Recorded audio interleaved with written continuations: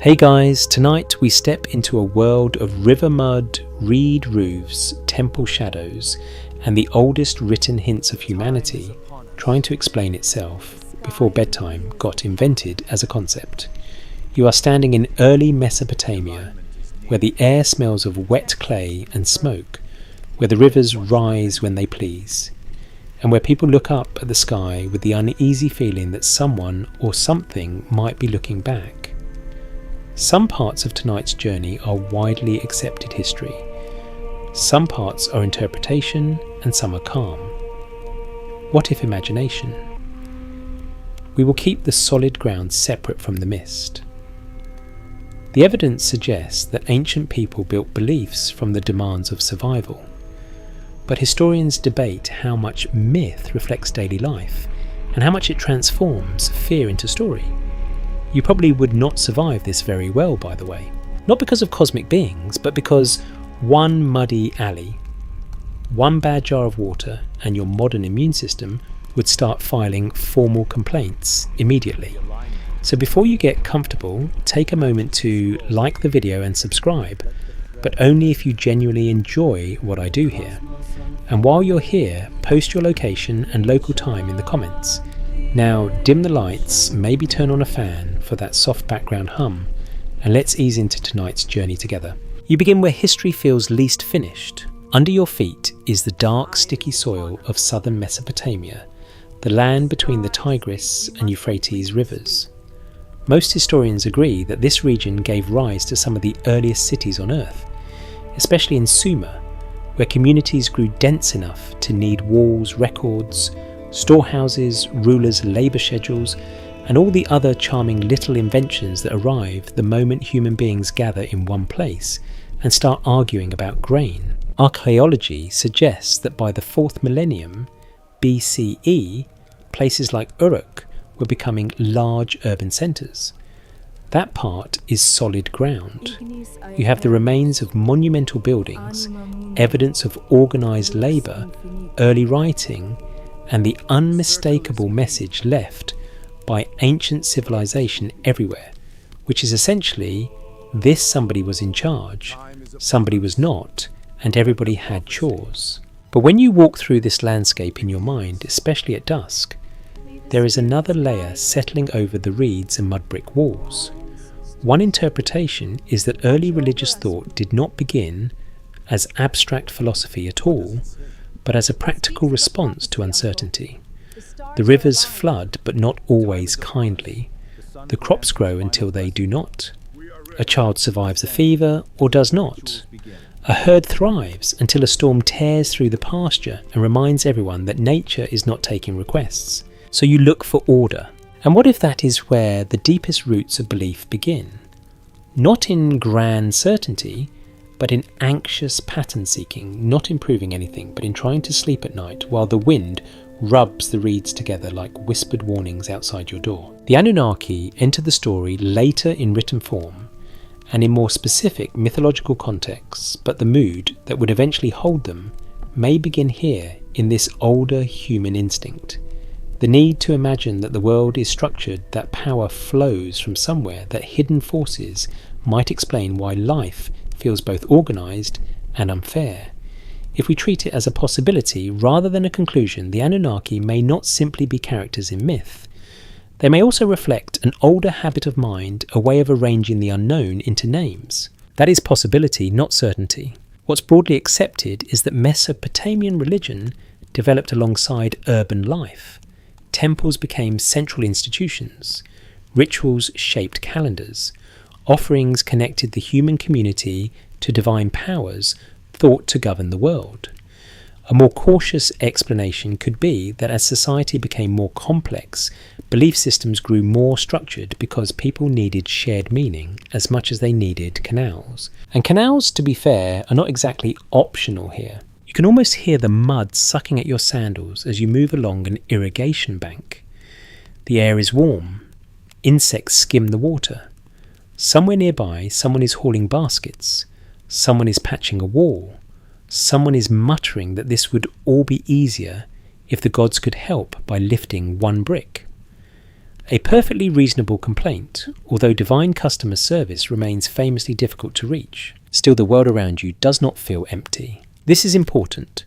In modern life, many people think of religion as belief held in the mind. In early Mesopotamia, belief seems to have lived in space routine and material things. It is in the temple platform rising above the town. It is in the rationing of grain. It is in the repeated gestures of pouring, offering, reciting, bowing. The evidence we do have points to religion being woven into administration, agriculture, kingship, and daily survival. Sacred and practical life were not neatly separated. They shared the same dust. Historians still argue whether the earliest divine systems emerged mainly from fear of natural forces from political organisation, from inherited storytelling, or from some mixture too tangled to pull apart neatly. That debate matters because it reminds you not to flatten the past into one simple motive. Ancient people were not just scared. They were observant, inventive, habitual, emotional, and deeply embedded in landscapes that could nourish or betray them with very little warning. And once you live in a world like that, it makes sense that belief would take shape around powers larger than yourself. You might picture a family at evening inside a reed or mud brick home. The day's heat is fading. A lamp gives off a small golden tremor against the wall. Someone is grinding grain. Someone is nursing sore hands. A child asks why the river rose so high last year, or why the moon seems to vanish and return, or why grandfather was buried with such careful ritual. No one in that room is consulting a philosophy textbook. They are doing something older and more intimate. They are fitting life into a story. A careful reading might suggest that humanity's earliest beliefs were shaped not only by awe, but by repetition.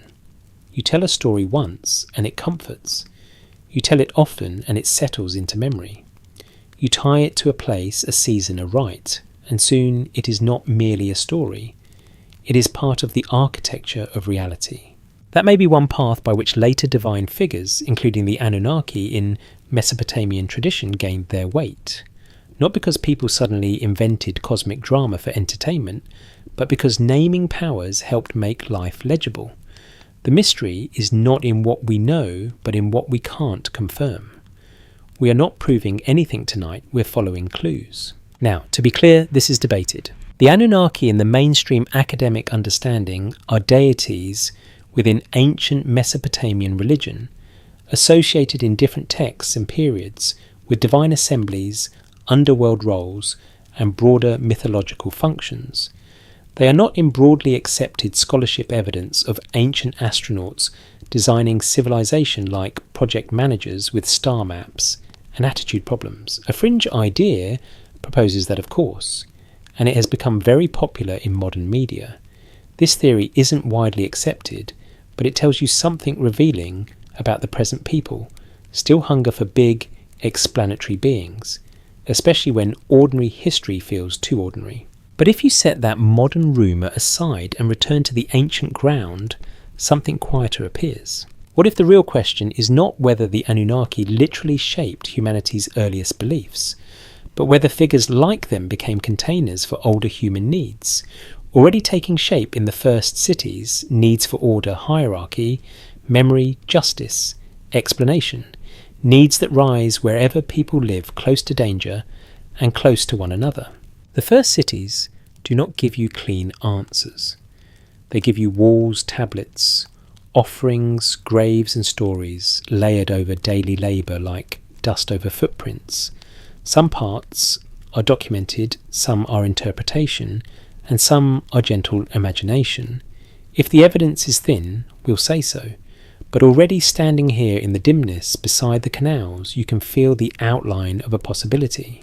Humanity may have shaped the gods even while feeling shaped by them. And in that exchange, somewhere between floodwater and firelight, between memory and myth, the earliest beliefs begin to gather. By the time your eyes adjust to the half-light of the Sumerian city, the temple has already claimed the horizon. It rises above the clustered homes and narrow passages, not just as a building, but as a statement, mud bricks stacked into confidence, whitewashed surfaces catching the last of the sun, storage rooms, courtyards, altars, stairways, and somewhere within all that organised silence, the sense that the gods are not far away.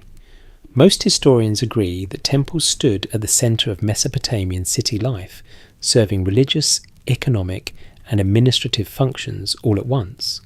Archaeology suggests they were not decorative extras added after people solved practical life. They were practical life. Grain moved through them. Labour moved through them. Power moved through them. So did prayer. You are not in a world where religion visits on weekends. You are in a world where belief is poured into the walls with the mud. This is where the idea of sky gods begins to feel less like fantasy and more like civic architecture. In Sumerian religion, different cities honoured different deities, and each god had domains, symbols, myths, and ritual roles. What's broadly accepted is that major Sumerian cities, such as Uruk-ur, Nippur, and Eridu, tied their local identities to divine patrons. Inanna, Enlil, Enki, Nana, and others were not vague spiritual moods floating politely in the background. They were part of how a city understood itself. And one interpretation is that as these divine hierarchies grew more elaborate, they helped people map social order onto the cosmos. If your city has ranks, if your household has ranks, if your labour gang has ranks, then perhaps heaven has ranks too. A careful reading might suggest that the divine world became a magnified version of the earthly one, or perhaps earthly systems borrowed legitimacy by copying what people imagined above them. And what if this is where the Anunnaki begin to matter in a deeper sense? In Mesopotamian texts, the term Anunnaki appears in ways that vary across time and tradition, often referring to a group of deities, sometimes associated with high divine status, and in later contexts with the underworld as well. There is no full consensus on every shade of meaning across centuries, which is a good reminder that ancient religion was not one neat instruction manual. It shifted, adapted, absorbed, and contradicted itself, like every large human tradition eventually does. Scholars continue to debate the exact roles and development of these figures in different periods. But if we stay on solid ground, the Anunnaki belong to a broader pattern of divine ordering. They are part of a heavenly assembly. Now pause there and look up. The sky over the city is immense and unhelpfully dramatic. At dusk, it fades from bronze to violet. A few stars begin to show themselves, and suddenly it becomes easier to understand why early people might imagine the heavens as a place of rank intention and watchfulness. You do not need aliens for this. You need only a night sky, a farming calendar, political hierarchy, and a human brain that hates loose ends. A fringe idea proposes that the Anunnaki were remembered as literal external beings who engineered early civilization from above. This theory isn't widely accepted, but it survives because it turns complexity into a cast of characters. It offers the sort of answer modern people secretly love: dramatic, simple, and suspiciously cinematic. The mainstream view is more grounded and honestly more interesting. Ancient societies often projected structure into the cosmos because structure helped make reality bearable. The evidence we do have points to the Sumerians understanding divine powers as embedded in nature, kingship, fertility, storms, water, and social order. The sky was not empty space. It was active, charged, meaningful. One interpretation is that the gods above gave shape to the city below because both realms were imagined as part of the same system. A more cautious explanation could be that religious hierarchy developed alongside political hierarchy, each reinforcing the other until neither could be easily separated. So when later readers encounter names like the Anunnaki, it may help to think less in terms of secret invaders and more in terms of sacred pattern. A divine council makes sense in a culture where councils, rulers, assignments, and ranks organise everyday life. What if the story is pointing at something else?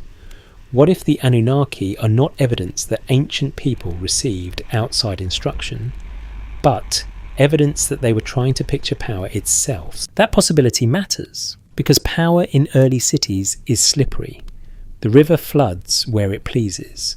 The storm arrives without negotiation. A harvest succeeds, and everyone thanks divine favour.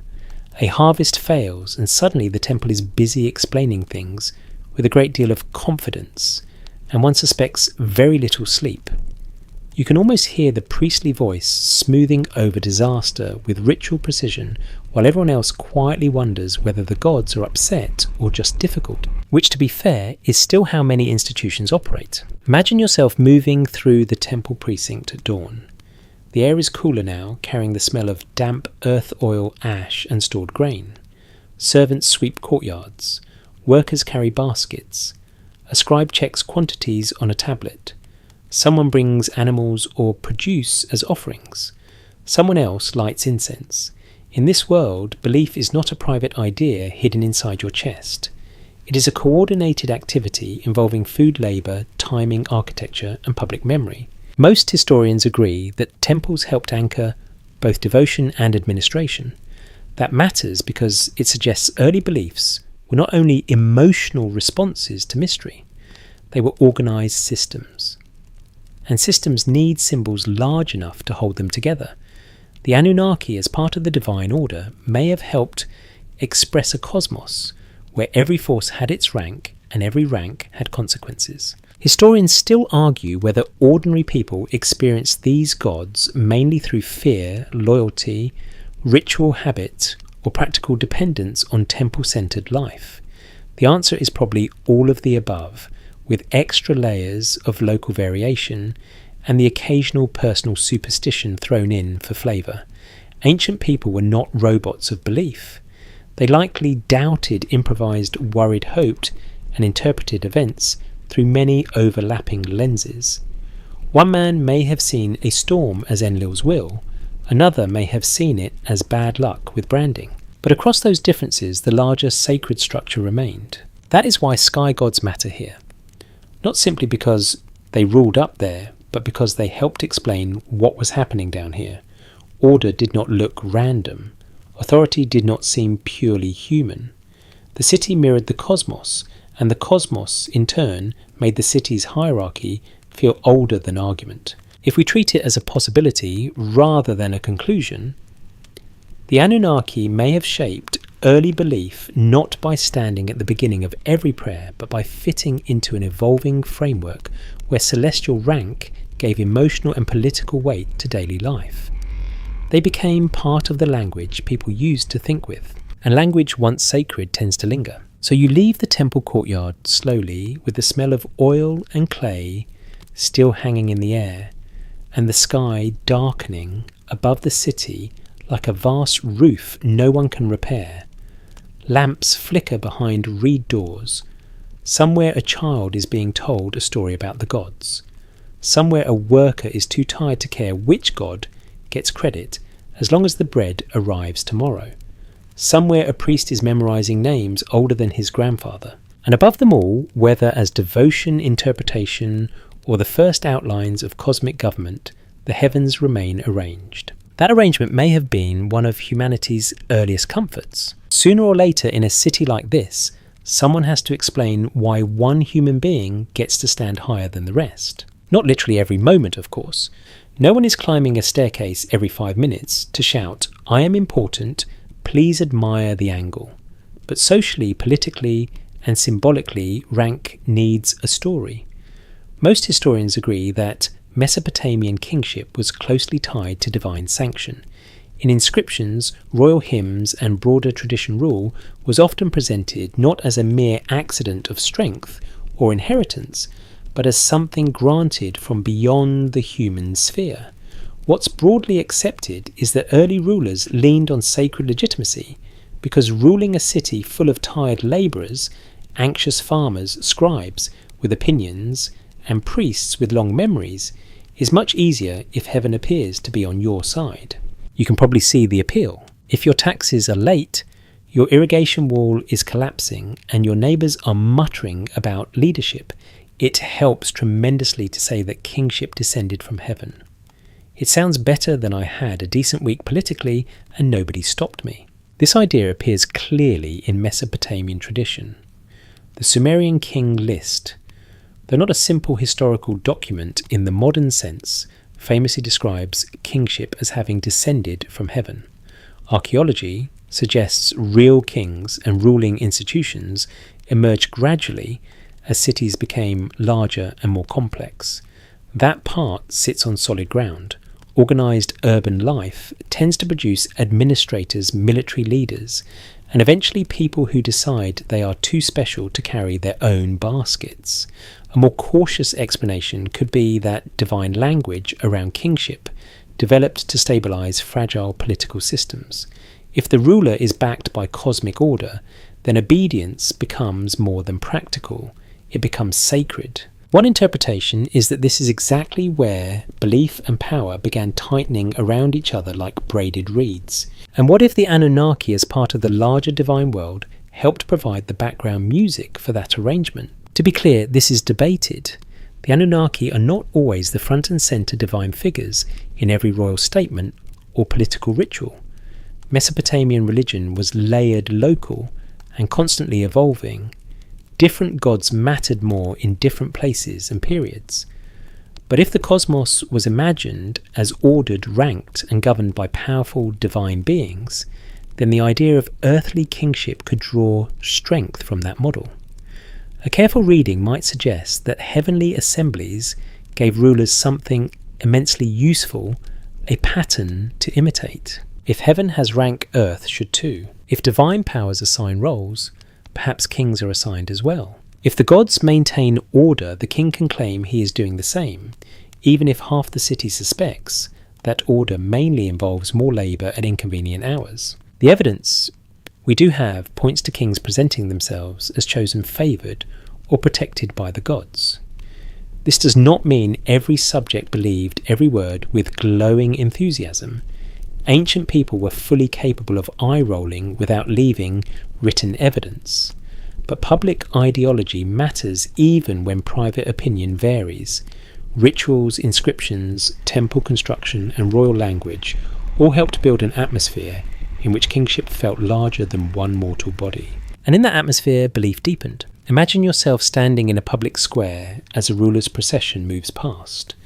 Banners stir in the warm air. Temple musicians strike a measured rhythm. Priests recite. Officials walk in ordered lines, trying very hard to look born for this. The king appears not merely as a man with authority, but as a hinge between worlds. His garments, posture and ritual role suggest that he is more than a manager of grain.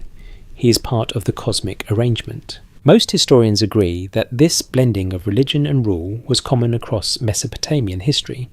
What's broadly accepted is that temple and palace institutions often stood close together, in tension sometimes, but also in cooperation. One interpretation is that ordinary people learned to see social hierarchy as natural because it mirrored a sacred hierarchy above them. A more cautious explanation could be that rulers borrowed divine language to make hierarchy seem inevitable. Historians still argue whether early kings were originally priest kings, military leaders later clothed in sacred meaning, or figures shaped by a more tangled mix of civic and ritual authority. The lines are not always easy to draw. The past refuses to behave like a tidy chart, but the broader pattern remains visible. Power wanted ancestry, it wanted permission, it wanted the sky. This is where the what-if mood becomes especially tempting. What if the story is pointing at something else? What if the Anunnaki, whether named directly in a given moment or present as part of the divine order behind it, became the sort of beings who made earthly power feel ancient and pre-approved? Not because they literally handed out crowns in the town square with official celestial paperwork, but because belief in a ranked divine world made political rank easier to accept. That's a possibility, not a certainty. A fringe idea proposes that rulers were preserving memory of literal superior beings who once governed humanity and passed knowledge down to chosen elites.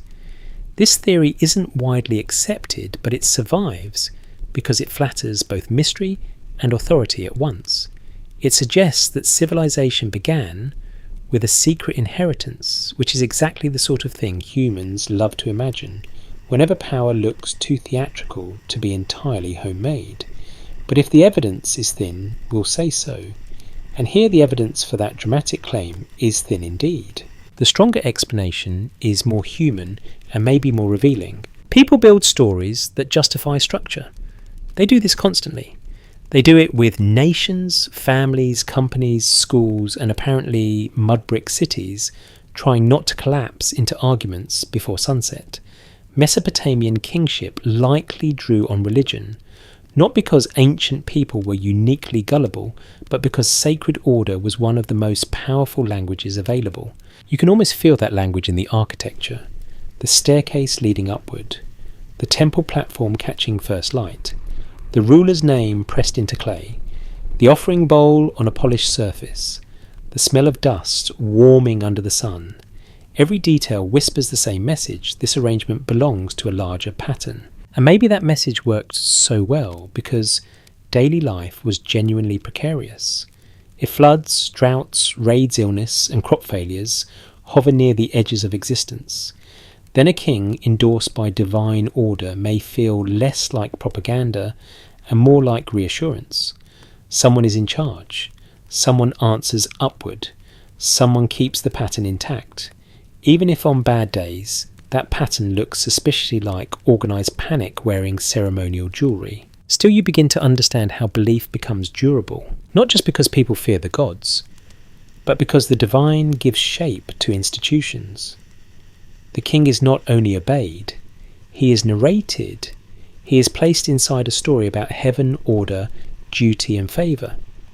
And once political authority enters sacred story, it becomes harder to challenge without sounding like you are arguing with the universe itself. If we treat it as a possibility rather than a conclusion, the Anunnaki may have mattered in this process less as isolated mythic figures and more as part of the sacred framework that made hierarchy feel cosmic. Their world, or the world imagined around them, could have helped people picture power as something descending, not merely impose. So, as evening settles over the city again, and the temple catches the last dull red of the sun, you can see why kingship needed heaven. Not because heaven solved politics, but because politics wanted old shimmering roots. And in that search for roots, for sacred precedent, for a rank older than argument, the divine assembly above may have lent earthly crowns their quiet thunder. Once kingship has borrowed the sky, someone has to preserve the paperwork. And in ancient Mesopotamia, that someone is usually a scribe with sore fingers, a reed stylus, and the patient expression of a person who knows the entire city would fall apart if everyone else stopped improvising and started writing things down properly. Most historians agree that writing first developed in Mesopotamia for practical purposes such as accounting administration and record keeping. Archaeology suggests the earliest tablets tracked goods, labour and transactions before writing gradually expanded into literature, hymns, myths, legal texts and royal inscriptions. What's broadly accepted is that writing did not descend fully formed as poetry. It began like so many human systems with inventory. Civilization, in other words, starts by counting jars. But once marks on clay can hold numbers, names, offerings, and obligations, they can also hold memory. And once memory can be stored outside the human body, belief changes. A careful reading might suggest that religion grows more stable, more repeatable, and more far-reaching when sacred words no longer depend entirely on oral performance. The evidence we do have points to scribes becoming guardians not only of administration, but of cultural continuity. They help preserve the names of gods, the sequence of rituals, the shape of myths, and the old formulas that tell people who they are and what kind of world they inhabit. That matters enormously, because now the sacred is not only spoken, it is impressed. You can picture the scene easily enough. A room with filtered light, clay damp in shallow trays, reed styluses laid out beside tablets waiting to be filled. A young apprentice sits cross-legged, trying not to ruin a column of signs, and silently realizing that eternity unfortunately has grammar. Nearby, an older scribe presses wedge marks with practiced calm, moving through names and phrases that are already old. Grain accounts may be copied in one moment, temple hymns in the next. The sacred and the practical remain close enough to share elbow space. One interpretation is that the act of writing itself changed how divine beings were imagined. Spoken stories can drift, expand and rearrange themselves with each telling. Written names endure. Written lists create relationships. Written myths give shape and sequence to powers that might otherwise remain more fluid. A more cautious explanation could be that writing did not invent the gods, but it helped fix them into recognizable forms that later generations could inherit. And what if each clay tablet felt in some dim and reverent way like a net thrown into the unseen? Not because scribes believed they were trapping gods inside wet mud exactly. That would be terrible for storage, and even worse for theology. But because once a divine name is carved into clay, it becomes repeatable, portable, durable. A word spoken in ritual rises into the air and vanishes. A word pressed into a tablet waits quietly in the dark for centuries. That difference may have changed the texture of belief itself. The Anunnaki belong inside that shift. Most historians agree that many of the Mesopotamian texts we possess come from later copies of older traditions preserved and transmitted through scribal culture over long stretches of time. The term Anunnaki appears within that written world not as a modern mystery label, but as part of an ancient religious vocabulary.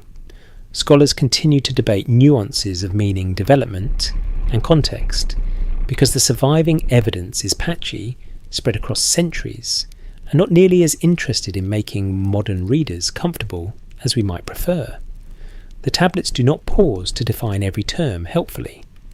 They assume you belong to the world they came from. You do not. So you approach them carefully. What's broadly accepted is that Mesopotamian scribes copied myths, hymns, prayers, omen, texts and other compositions in formal settings often linked to temple and palace institutions. The evidence we do have points to scribal schools training students through repetition, memorization and copying, which means religious ideas were not merely floating in the air. They were drilled into minds, impressed into clay, and handed across generations in disciplined ways. Historians still argue whether scribes mainly preserved existing traditions or actively reshaped them with each transmission. The answer is probably both. Copying is never neutral for long. A sign changes, a line is interpreted differently. A local emphasis grows stronger, a god gains prominence, another slips into the background. Over time, the sacred archive becomes less like a frozen vault and more like a slow river carrying older material into new banks. That is one reason the Anunnaki remain difficult to pin down neatly. They appear within a living tradition, not a single static doctrine. A fringe idea proposes that tablets preserve coded memories of literal advanced beings whose roles were later mythologized. This theory isn't widely accepted, but it thrives because clay feels authoritative. Put something on an ancient tablet and modern imagination immediately sits up straighter, as if mud brick bureaucracy were incapable of exaggeration. But let me rephrase that more carefully. Tablets are powerful evidence of what ancient people wrote, remembered and valued. They are not automatic proof of every modern theory projected onto them. That distinction matters, because the mystery here is richer than the rumour. What if the story is pointing at something else? What if the Anunnaki matter not because they hide a secret technical history, but because their written names show how early civilizations stored cosmic ideas in durable form? Writing allowed sacred patterns to outlast the people who first spoke them. It gave theological imagination a spine. And once belief has a spine, it can travel farther. Imagine a tablet being copied generations after its first composition. The city around it may have changed. A dynasty may have fallen. Another god may now receive louder praise in public ritual. Yet the old names remain pressed into clay with the same wedge-shaped strokes. The apprentice copying them may not fully understand every layer, but he learns the sequence, the reverence, the shape of the divine order. The tablet becomes a bridge between memory and authority. Some parts are documented, some are interpretation, and some are gentle imagination. If the evidence is thin, we'll say so. But the broad pattern is visible enough. Writing helped sacred ideas persist beyond the breath that first carried them. It helped myths become literature, literature become tradition, and tradition become a kind of mental architecture.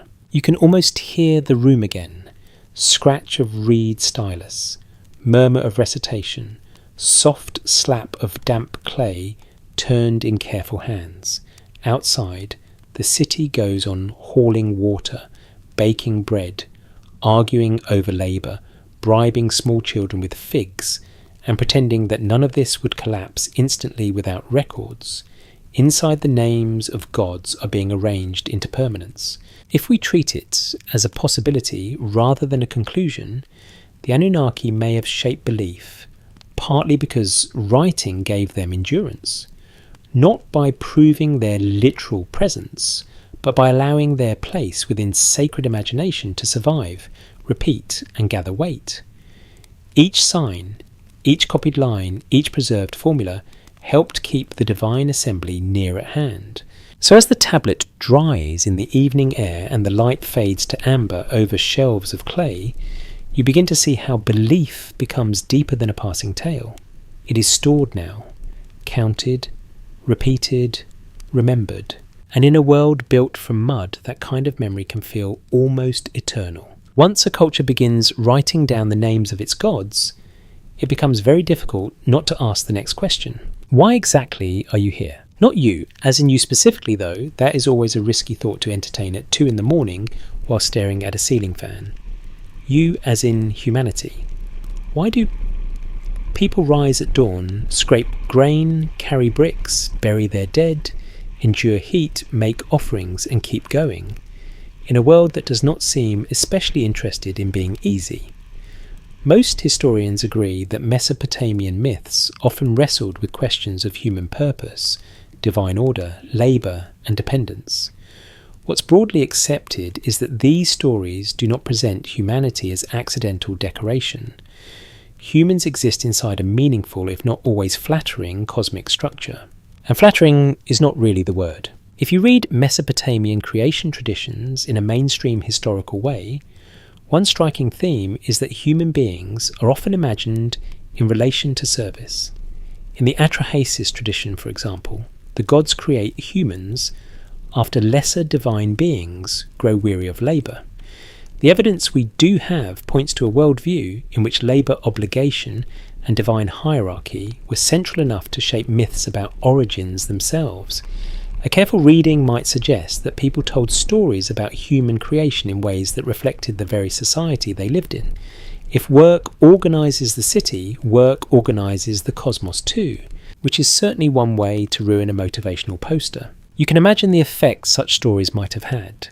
You live in a city where labour is constant, where canals must be maintained, temples supplied, fields, managed walls, repaired animals, tended bread, baked and records kept. Life is effort. So when a myth says humans were made to serve divine needs, the idea does not arrive as a bizarre insult from nowhere. It fits. One interpretation is that creation stories helped turn social reality into sacred reality. They made dependence feel older than memory. That does not mean ancient people heard these myths and cheerfully said, "Wonderful I exist to do cosmic chores." Human beings have always had a talent for mixed feelings, but myths do not have to flatter to endure. They only have to explain enough of life to feel plausible. And what if that is where the Anunnaki become especially interesting? In Mesopotamian tradition, the Anunnaki are part of the divine world within which such creation stories circulate, not always in identical roles, not always with the same emphasis, but within the broader architecture of divine power. Scholars continue to debate how different divine groups, names and traditions evolved across texts and periods. There is no full consensus on every detail. That is a good thing to remember whenever someone on the internet announces that they have solved all ancient religion in one dramatic thread and 3 capital letters. To be clear, this is debated. Still, the pattern is there. A more cautious explanation could be that stories involving divine assemblies and cosmic decisions gave people a way to imagine why human life feels assigned limited and supervised. If powerful beings shape the conditions of existence, then suffering and duty become part of a larger arrangement. That may not be comforting exactly, but it is structured, and structure, even stern structure, is often easier to live with than chaos. The evidence we do have points to Mesopotamian myths being less concerned with individual self-expression and more concerned with order, survival, and maintaining the balance between human and divine realms. That is one reason these stories can feel both distant and strangely familiar. The names are ancient, the settings are mud brick and riverbank, but the emotional question remains modern. Why does life feel like assignment? Why is effort unavoidable? Why do people suspect that existence comes with obligations no one fully agreed to? A fringe idea proposes that the Anunnaki were remembered as literal makers of humanity, external beings who designed human civilization for their own purposes. This theory isn't widely accepted, but it thrives because it takes an ancient feeling and dresses it in modern costume. If humans feel burdened, watched, or oddly incomplete, the rumour offers an easy explanation: someone made you this way. Yet if the evidence is thin, we'll say so.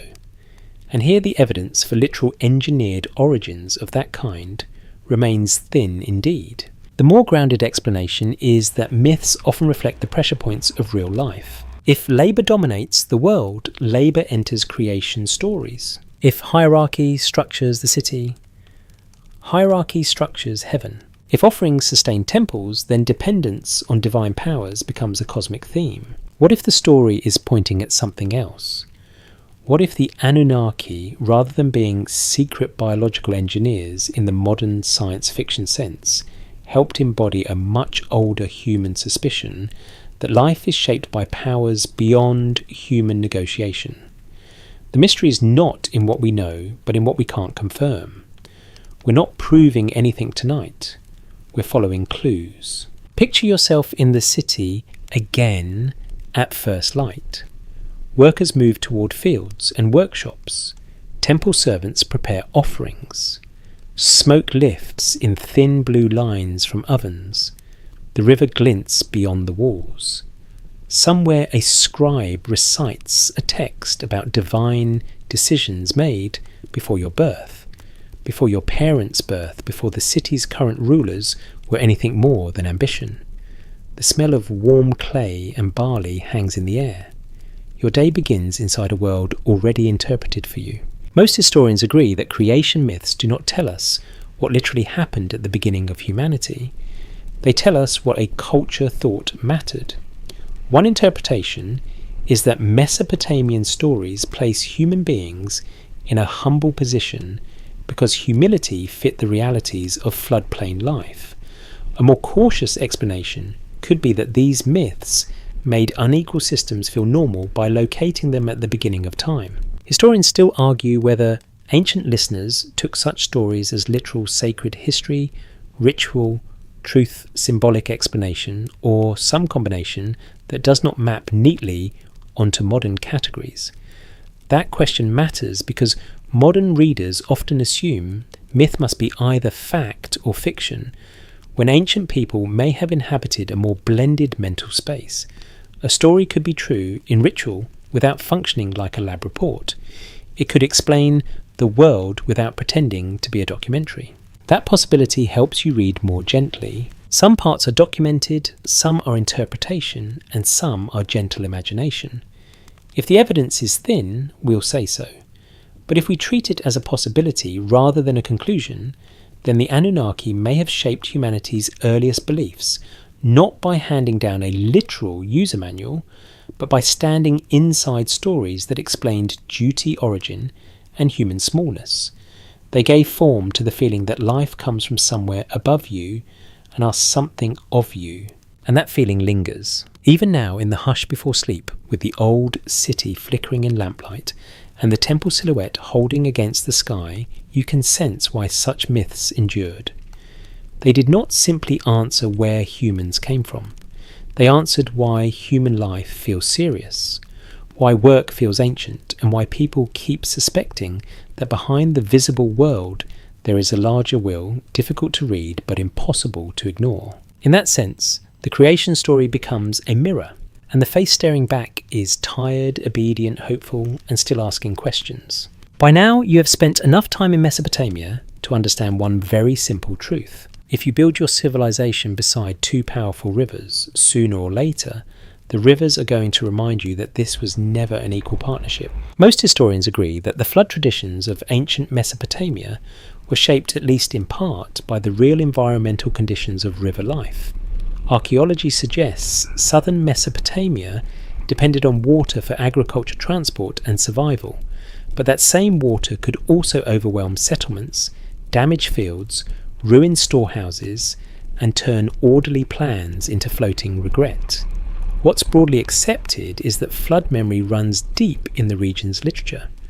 When later myths describe vast waters' divine decisions and fragile human survival, they are not appearing out of nowhere. They rise from a landscape where water is both giver and threat, and that gives the stories weight. You can feel it tonight as the air thickens over the riverbank.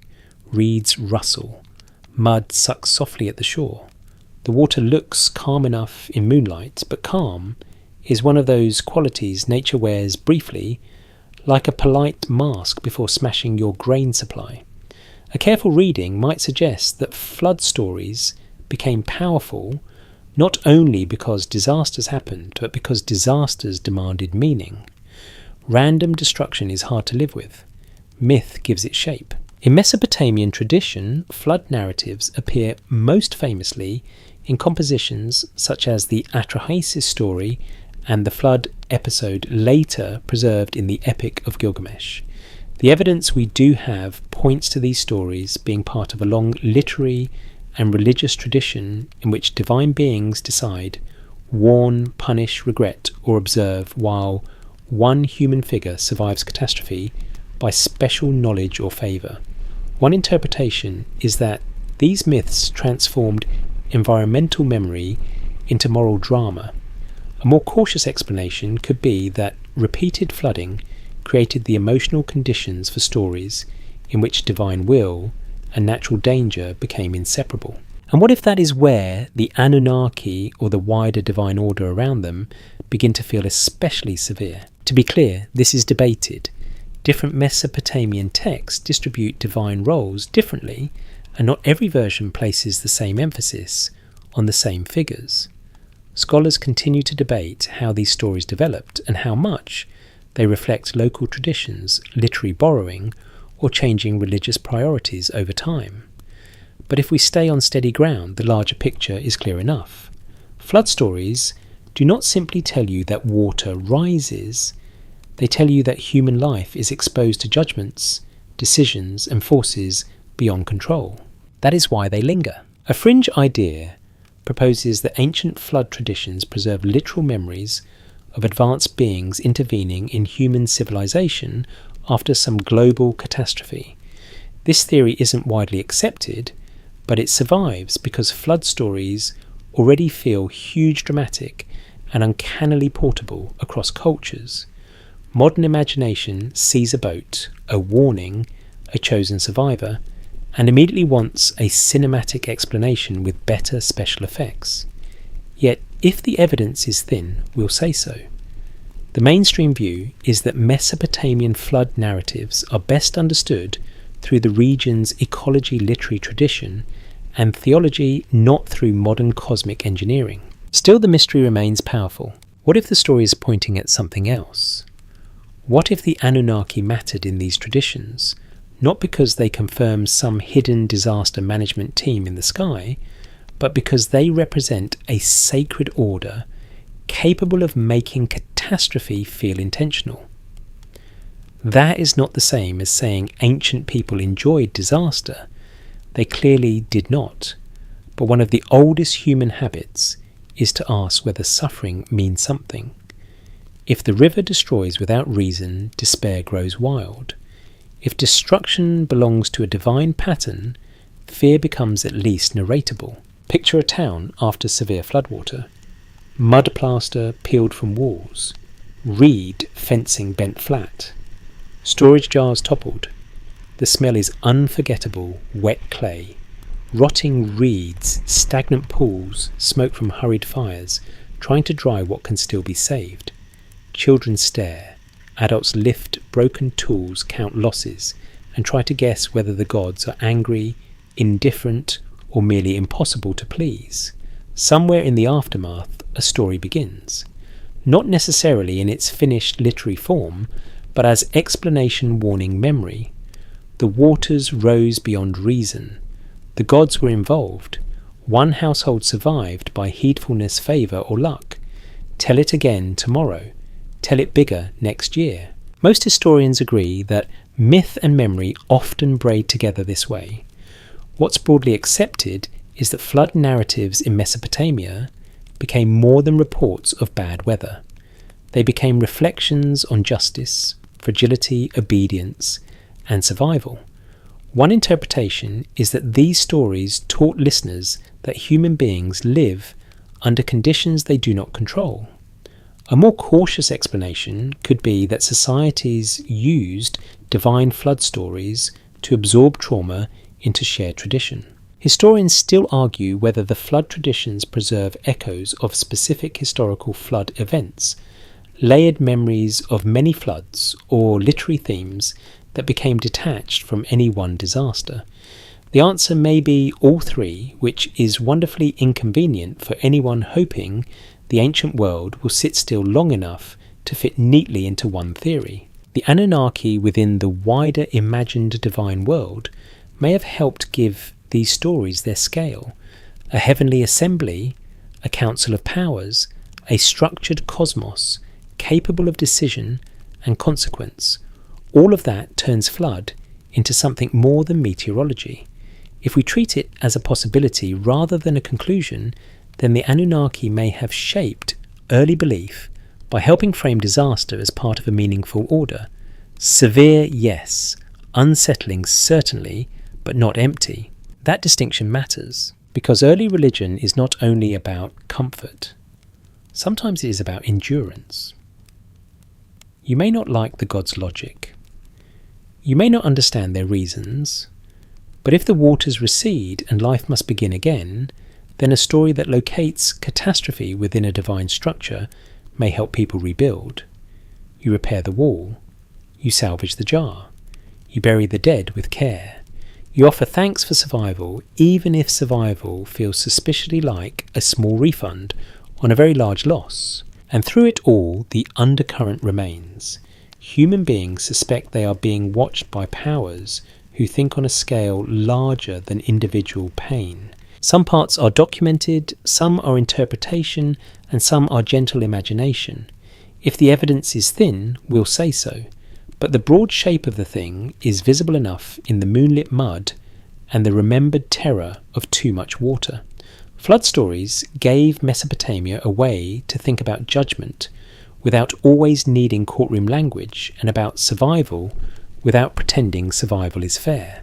So tonight, as you stand again beside the dark river, you begin to understand why these stories never quite dry out.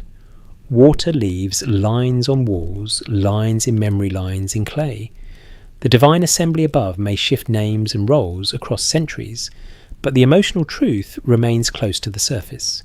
People fear the flood because it is real. They mythologize the flood because reality alone is not enough. And somewhere in that uneasy crossing between nature and meaning, the Anunnaki remain in the background, not as proof, but as part of the sacred architecture that makes catastrophe feel like more than weather. After enough nights, beside rivers, graves and temple walls, your thoughts begin to drift downward. Not upward to the stars this time, but downward into the earth, where Mesopotamian imagination placed the dead in a realm that was not especially luxurious, not particularly forgiving, and definitely not somewhere you would book for a wellness retreat. Most historians agree that ancient Mesopotamians held a relatively somber view of the afterlife. What's broadly accepted is that the dead were often imagined as dwelling in a shadowy underworld sustained in part by funerary care and ritual remembrance from the living. Archaeology suggests burial practices, grave goods and offerings reflect concern for what happened after death, even if the afterlife itself was not usually described as a cheerful reunion with mood lighting and soft harp music. This is ancient realism. You live, you labour, you offer, you die. And then in many Mesopotamian traditions, you continue in a dim condition beneath the earth. Dust, darkness, stillness, dependence. A careful reading might suggest that this bleak underworld mirrors the precariousness of life above ground. If survival is hard in the world of the living, the world of the dead is not likely to become a luxury upgrade.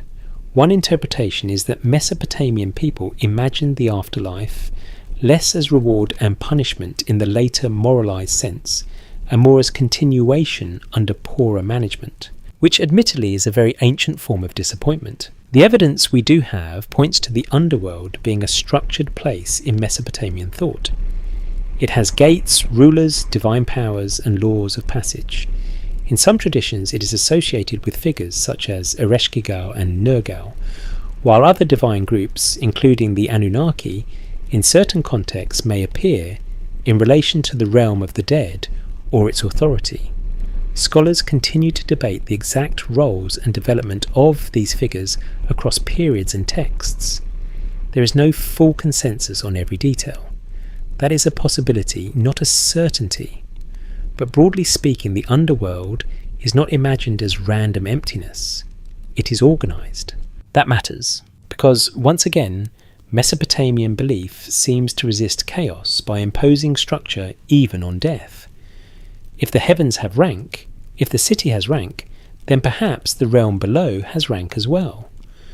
A more cautious explanation could be that people built the underworld from the same social logic they used to understand daily life. Authority exists everywhere. Boundaries matter. Entry is regulated. No one just wanders in and starts redecorating. And what if the Anunnaki helped shape that sense of sacred depth? To be clear, this is debated. The Anunnaki are not always underworld judges in every text. A Mesopotamian religion does not present one universal, unchanging doctrine, but one interpretation is that their association in some traditions with divine authority below the earth reveals something important about early belief. The powers shaping human life were not only above in the sky or beside you in the temple. They could also be imagined beneath your feet, governing the condition that awaits all people eventually. That gives belief a different kind of weight. Imagine a burial at dusk. The air is cooler now, though the ground still holds the day's heat. Family members move carefully, quietly. A vessel is placed beside the body. Perhaps food or drink is offered. The gestures are simple but deliberate. Archaeology suggests Mesopotamian burials often included objects and signs of care, though customs varied across place and time. What's broadly accepted is that remembrance mattered. The dead were not expected to vanish into total irrelevance. They remained connected to the living through ritual obligation. You can almost smell the earth being turned. Dry soil, dust, a trace of oil from the lamp someone holds low against the dimming light. Somewhere a child asks a question in a whisper and receives the sort of answer adults give when they are trying to sound certain about something no one has tested twice. The dead go below. They need care. They must not be forgotten. Forgetting is dangerous. Historians still argue whether Mesopotamian funerary practice was driven more by fear of restless dead, concern for family continuity, ritual convention, or genuine hope of easing the soul's condition? Most likely, it was a mixture because humans rarely do anything meaningful for only one reason. Love, fear, duty, and habit are always sharing a bench somewhere. A fringe idea proposes that the underworld references tied to the Anunnaki preserve memory of hidden subterranean powers, perhaps even some lost ancient civilization beneath the earth. This theory isn't widely accepted, but it appeals because caves, tombs, and deep chambers have always been excellent scenery for the imagination. Yet, if the evidence is thin, we'll say so. And here the evidence supports a religious symbolic interpretation far more strongly than secret underground empires with inconvenient ventilation. The stronger explanation is that the underworld made emotional sense. If life above is fragile, then death below becomes part of a larger cosmic geography. What if the story is pointing at something else? What if the Anunnaki, when linked in some traditions to the realm beneath, helped ancient people imagine that death itself belonged to an ordered system? Not necessarily a kind system, certainly not a cosy one, but ordered, governed, thinkable. That is often enough for belief to endure. Most historians agree that Mesopotamian religion did not emphasize the afterlife in exactly the same way many later traditions would. There is less focus on personal salvation and more on continuity, proper ritual, and managing one's relationship to both gods and family line. One interpretation is that moral life was shaped less by heaven and hell style expectation and more by participation in a balanced social and sacred order. A more cautious explanation could be that concern for the dead still influenced daily behaviour, because no one wanted to become neglected dust in a forgotten corner of the cosmos. And that anxiety is strangely human. You want to matter after death. You want someone to remember your name, pour out water, leave bread. Tell the children where you are buried, even if the official vision of the afterlife is basically a long, dim residency in a bureaucratic basement. Memory softens dread. Ritual gives it form. The temple above ground and the grave below ground are both part of the same spiritual landscape. Some parts are documented, some are interpretation, and some are gentle imagination. If the evidence is thin, we'll say so. But if we treat it as a possibility rather than a conclusion, then the Anunnaki may have shaped early belief not only through stories of origin or celestial order, but through the quieter and heavier conviction that death itself unfolded under sacred authority. The underworld was not outside divine structure. It was one more chamber within it. So as night settles over the city and the lamps flicker low, you begin to sense how complete the ancient system had become. Above you, stars. Around you, walls, temples and labour. Below you, the dead in their dim country of dust. And threaded through all three levels, the same persistent human need to believe that even what cannot be escaped can still be understood. That may be one of belief's oldest comforts. By the time you have walked through flood stories, royal claims, creation myths, and the dim country of the dead, one pattern keeps returning like the smell of warm clay after sunset. Belief in Mesopotamia is rarely just about ideas. It is about maintenance. Most historians agree that temples in Mesopotamian cities functioned not only as religious centres, but also as economic and administrative institutions. What's broadly accepted is that they oversaw land labour storage, offerings, distribution, and ritual life in ways that made them central to the daily operation of the city. Archaeology suggests temple complexes were large, active, and deeply woven into the practical systems that kept urban society alive. They were not tucked away for occasional spiritual reflection. They were busy. They had staff, supplies, schedules, and an astonishing amount of divine housekeeping. And housekeeping, as you know, never really ends. You can feel that truth as dawn spreads over the temple precinct. Someone is already sweeping a courtyard. Someone is carrying jars. Someone is measuring grain. Someone is checking animals brought for sacrifice or offering. Someone is muttering that if one more basket goes missing, the gods themselves may have to start filling out inventory tablets. The air smells of ash oil, wool, damp brick and bread beginning its morning transformation from raw effort into edible encouragement. One interpretation is that temple ritual created a sense of cosmic routine precisely because daily life was unstable. A more cautious explanation could be that repeated offerings, recitations and ceremonies helped communities experience order in a world that often refused to provide it naturally. The evidence we do have points to ritual regularity being deeply important. Feed the gods, dress the divine statue, purify the space, recite the proper words, mark the proper times, perform the correct acts in the correct sequence. Because if the cosmos is a relationship, someone has to keep the relationship from going cold. That idea can sound strange to modern ears, but in Mesopotamian thought the gods were often approached through very material acts of care. Most historians agree that divine statues in temples were treated not merely as decoration, but as focal points of sacred presence. Rituals surrounding them involved washing clothing, anointing, and feeding in symbolic and ceremonial ways. What's broadly accepted is that temple life made the bond between human labour and divine order visible. You do not simply believe, you serve. And what if this everyday service is one of the clearest ways the Anunnaki, or the wider divine structure they belong to, may have shaped humanity's earliest beliefs? To be clear, this is debated. The Anunnaki are not the main focus of every temple rite, every city cult, or every daily offering.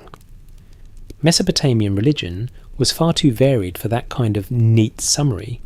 Different cities elevated different gods, and traditions evolved over long stretches of time.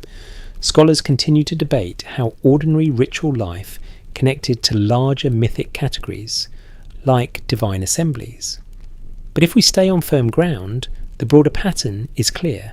The world was imagined as requiring maintenance between human and divine spheres. That matters more than it might first appear, because ritual maintenance trains the mind.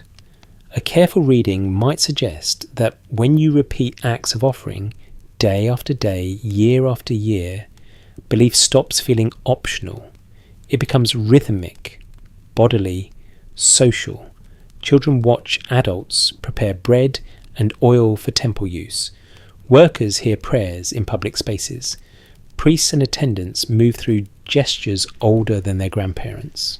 The city learns that order is not a theory. Order is something you do.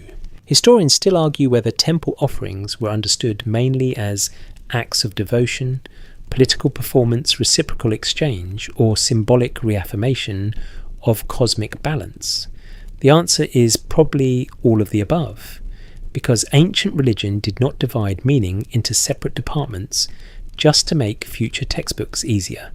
One act could feed the temple economy, reinforce hierarchy, honour the divine, and reassure the population all at once. That efficiency alone deserves a small tired round of applause. Picture the temple kitchen or storeroom in the early morning. Barley sacks stacked against a wall, large jars lined in shadow, wool bundles tied and counted, a scribe pressing numbers into clay while someone nearby prepares oil. The lamp flame trembles in a draught. Outside, the city is waking. Inside, the gods are being served with the same seriousness one might reserve for royalty, weather, and unpaid debts. A fringe idea proposes that ancient offering systems preserve memory of literal superior beings, requiring tribute from humans in a direct and physical sense. This theory isn't widely accepted, but it appeals because it makes ritual look like evidence of an old contract with powerful overseers. Yet, if the evidence is thin, we'll say so. The mainstream view is more grounded. Ritual feeding and care were part of how Mesopotamians expressed dependence, order, and sacred reciprocity, not proof that invisible executives were waiting backstage for lunch. Still, the emotional structure of the thing is striking. What if the story is pointing at something else? What if the Anunnaki matter here, not as hidden consumers of temple meals, but as part of the larger sacred architecture that taught people the cosmos had expectations. In such a worldview, humans are not passive observers. They are participants in upkeep. They keep lamps burning. They keep names remembered. They keep offerings moving. They keep divine favour, or at least divine attention, from drifting too far away. Most historians agree that this practical sacred blend is one of the defining features of Mesopotamian religion. What's broadly accepted is that temples connected heaven and earth through ordinary acts repeated with extraordinary consistency. One interpretation is that ritual labour gave people a sense of agency within uncertainty. A more cautious explanation could be that the appearance of agency itself was enough to soothe fear.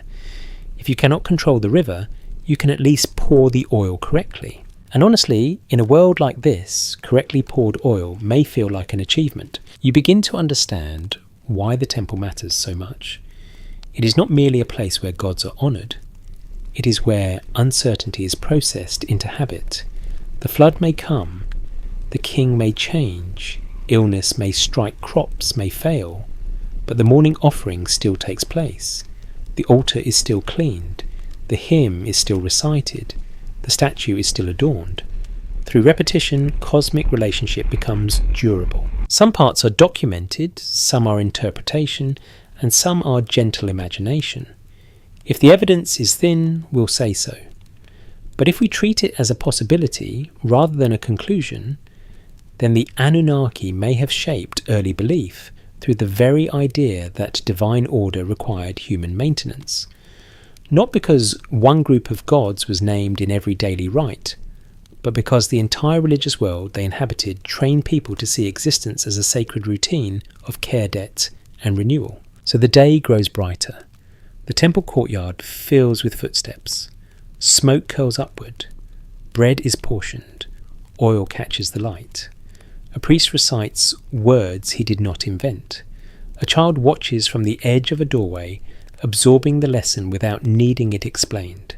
The world holds together because someone keeps serving it. And in Mesopotamia, that may have felt like the oldest truth of all. Eventually, after enough temple smoke, enough flood memory, and enough careful offerings laid before divine power, your attention rises again from the mud brick city to the sky above it. Not because the sky is prettier than the storeroom, though it usually is, but because in Mesopotamia, the heavens were not merely decoration, they were information.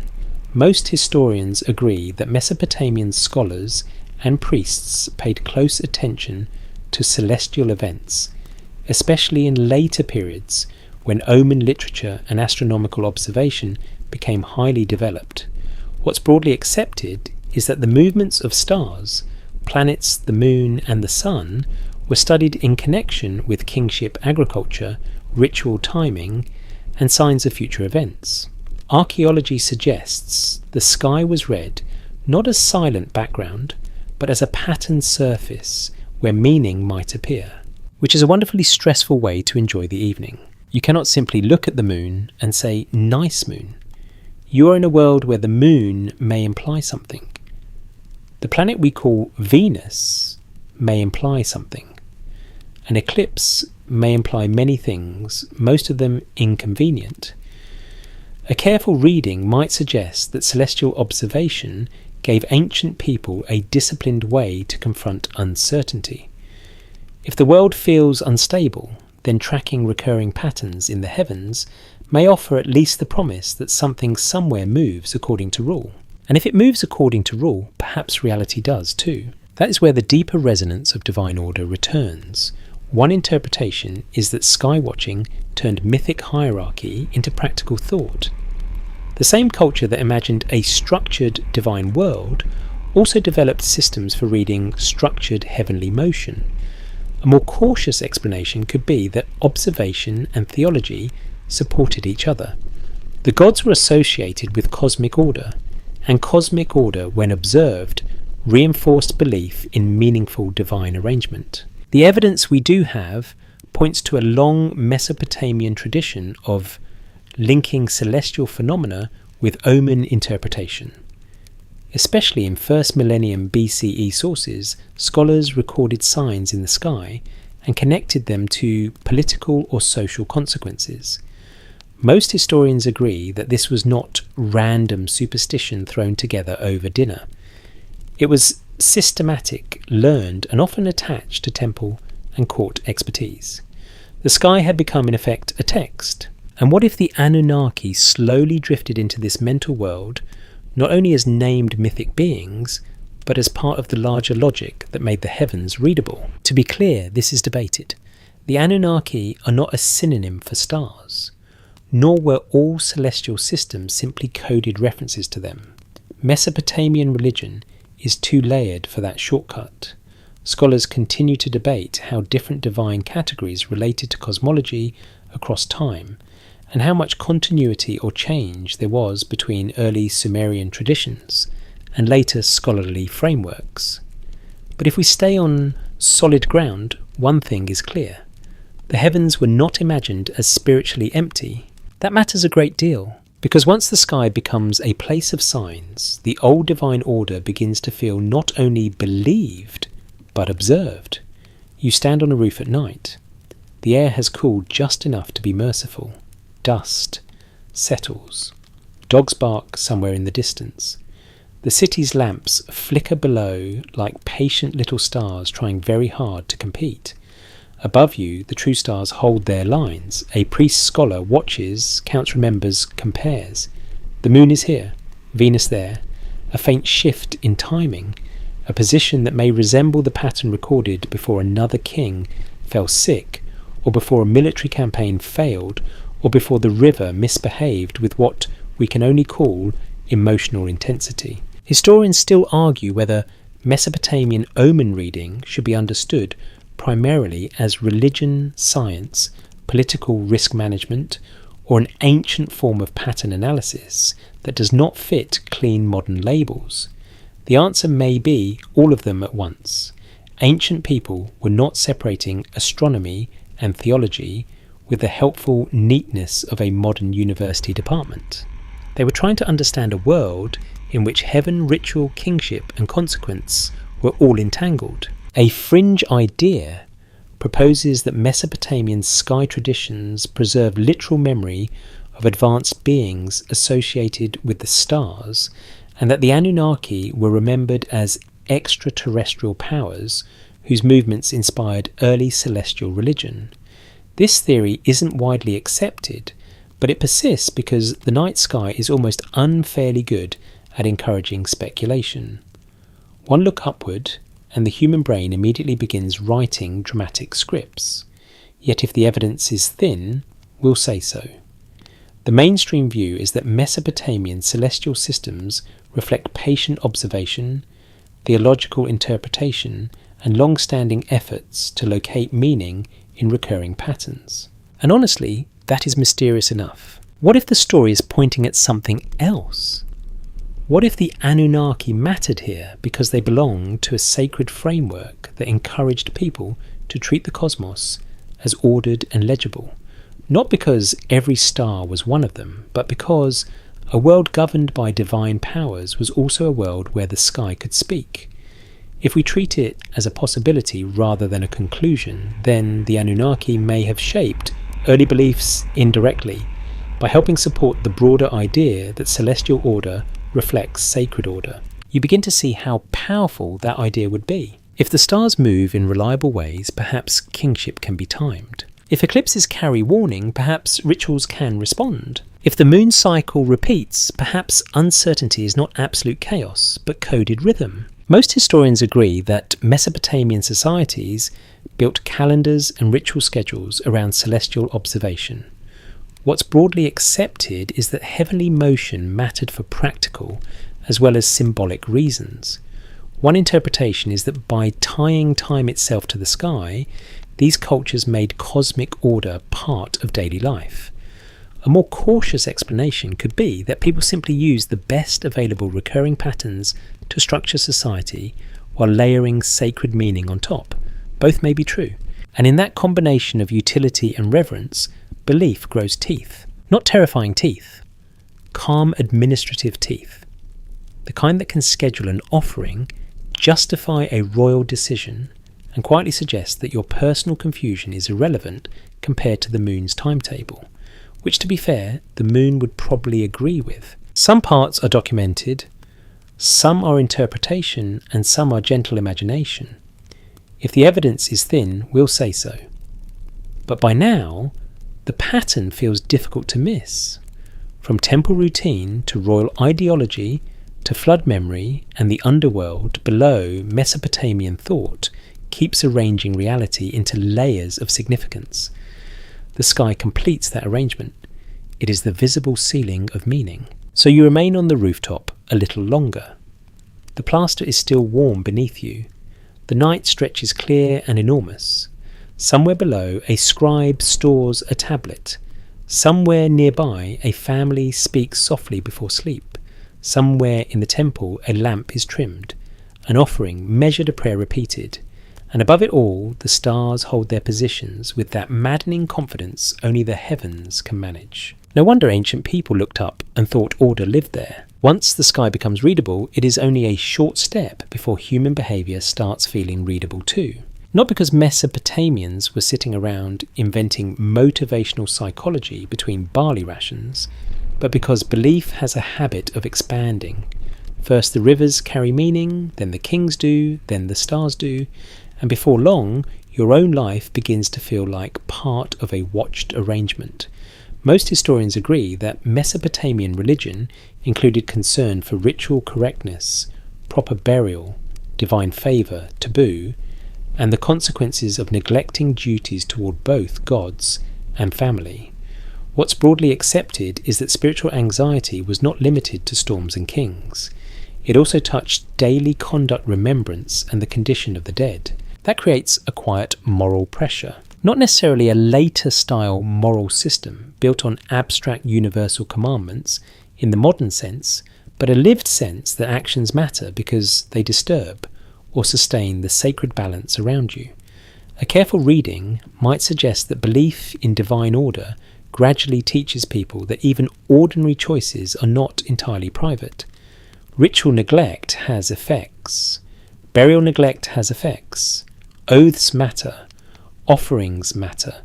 The way you behave toward kin, household and gods matters because you live inside a system of consequence.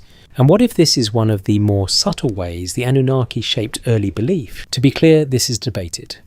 There is no single Mesopotamian doctrine that says in one clean sentence, the Anunnaki are monitoring your every thought like ancient celestial auditors with clay tablets and very little patience. Mesopotamian religion is too varied and too historically layered for that. Scholars continue to debate how divine groups, underworld, traditions, ritual expectations, and ideas of judgment interrelate across texts and periods. But if we stay on solid ground, one broad truth remains. The divine world was imagined as structured enough that human life unfolded under its shadow. That shadow could feel heavy. The evidence we do have points to concern over proper funerary care being especially important.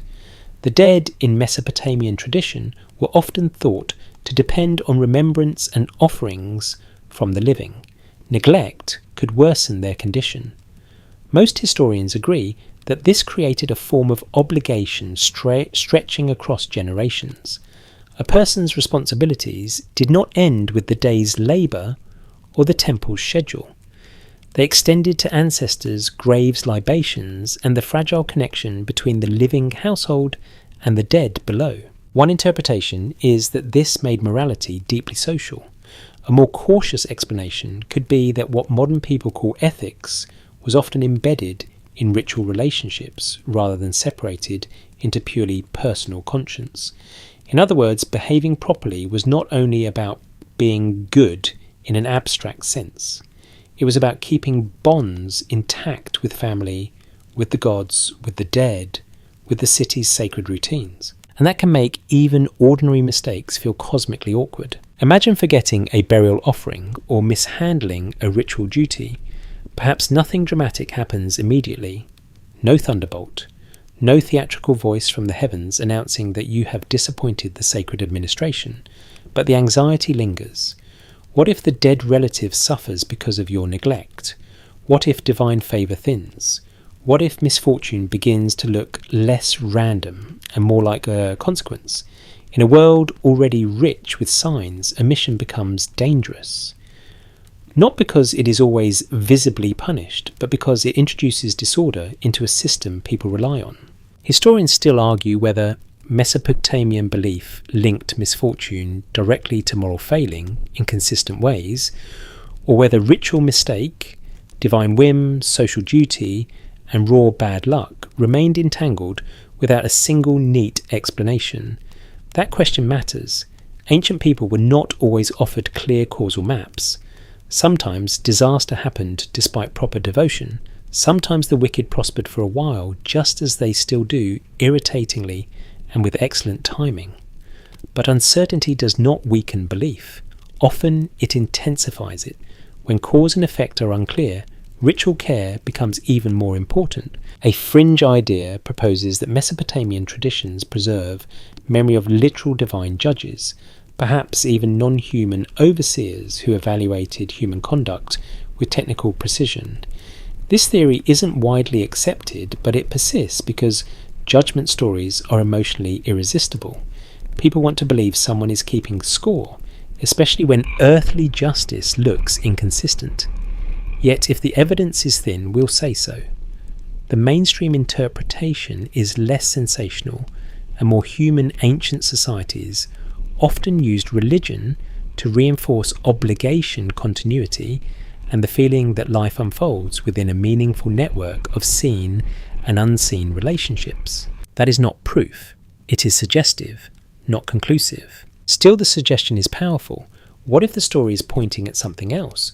What if the Anunnaki mattered here not because they functioned as literal courtroom officials in every case, but because they belonged to a sacred framework that made people feel visible to the cosmos?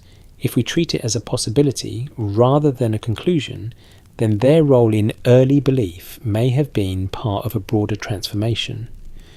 The sense that life is observed, that duty extends beyond convenience, and that even private negligence can ripple through a world held together by ritual ties. Most historians agree that this sort of sacred visibility shaped how ancient households approached death and remembrance. What's broadly accepted is that ancestors were not simply vanished. They remained part of the family's responsibility. One interpretation is that early religion taught moral seriousness through memory rather than through later ideas of eternal reward. A more cautious explanation could be that fear of neglecting the dead was as strong as fear of offending the gods. You can almost see the scene, evening again. A small household space, the lamp flame steady but low, bread set aside, water poured carefully, names spoken softly so they will not disappear into dust. Outside the city quiets under the stars. Inside the living perform small acts that say, we remember, we maintain, we do not let the thread break. The smell of oil hangs in the warm air. The reed mat scratches at your ankles. Somewhere a child watches and learns that duty is not always loud. Sometimes duty is simply what you continue doing after everyone is tired.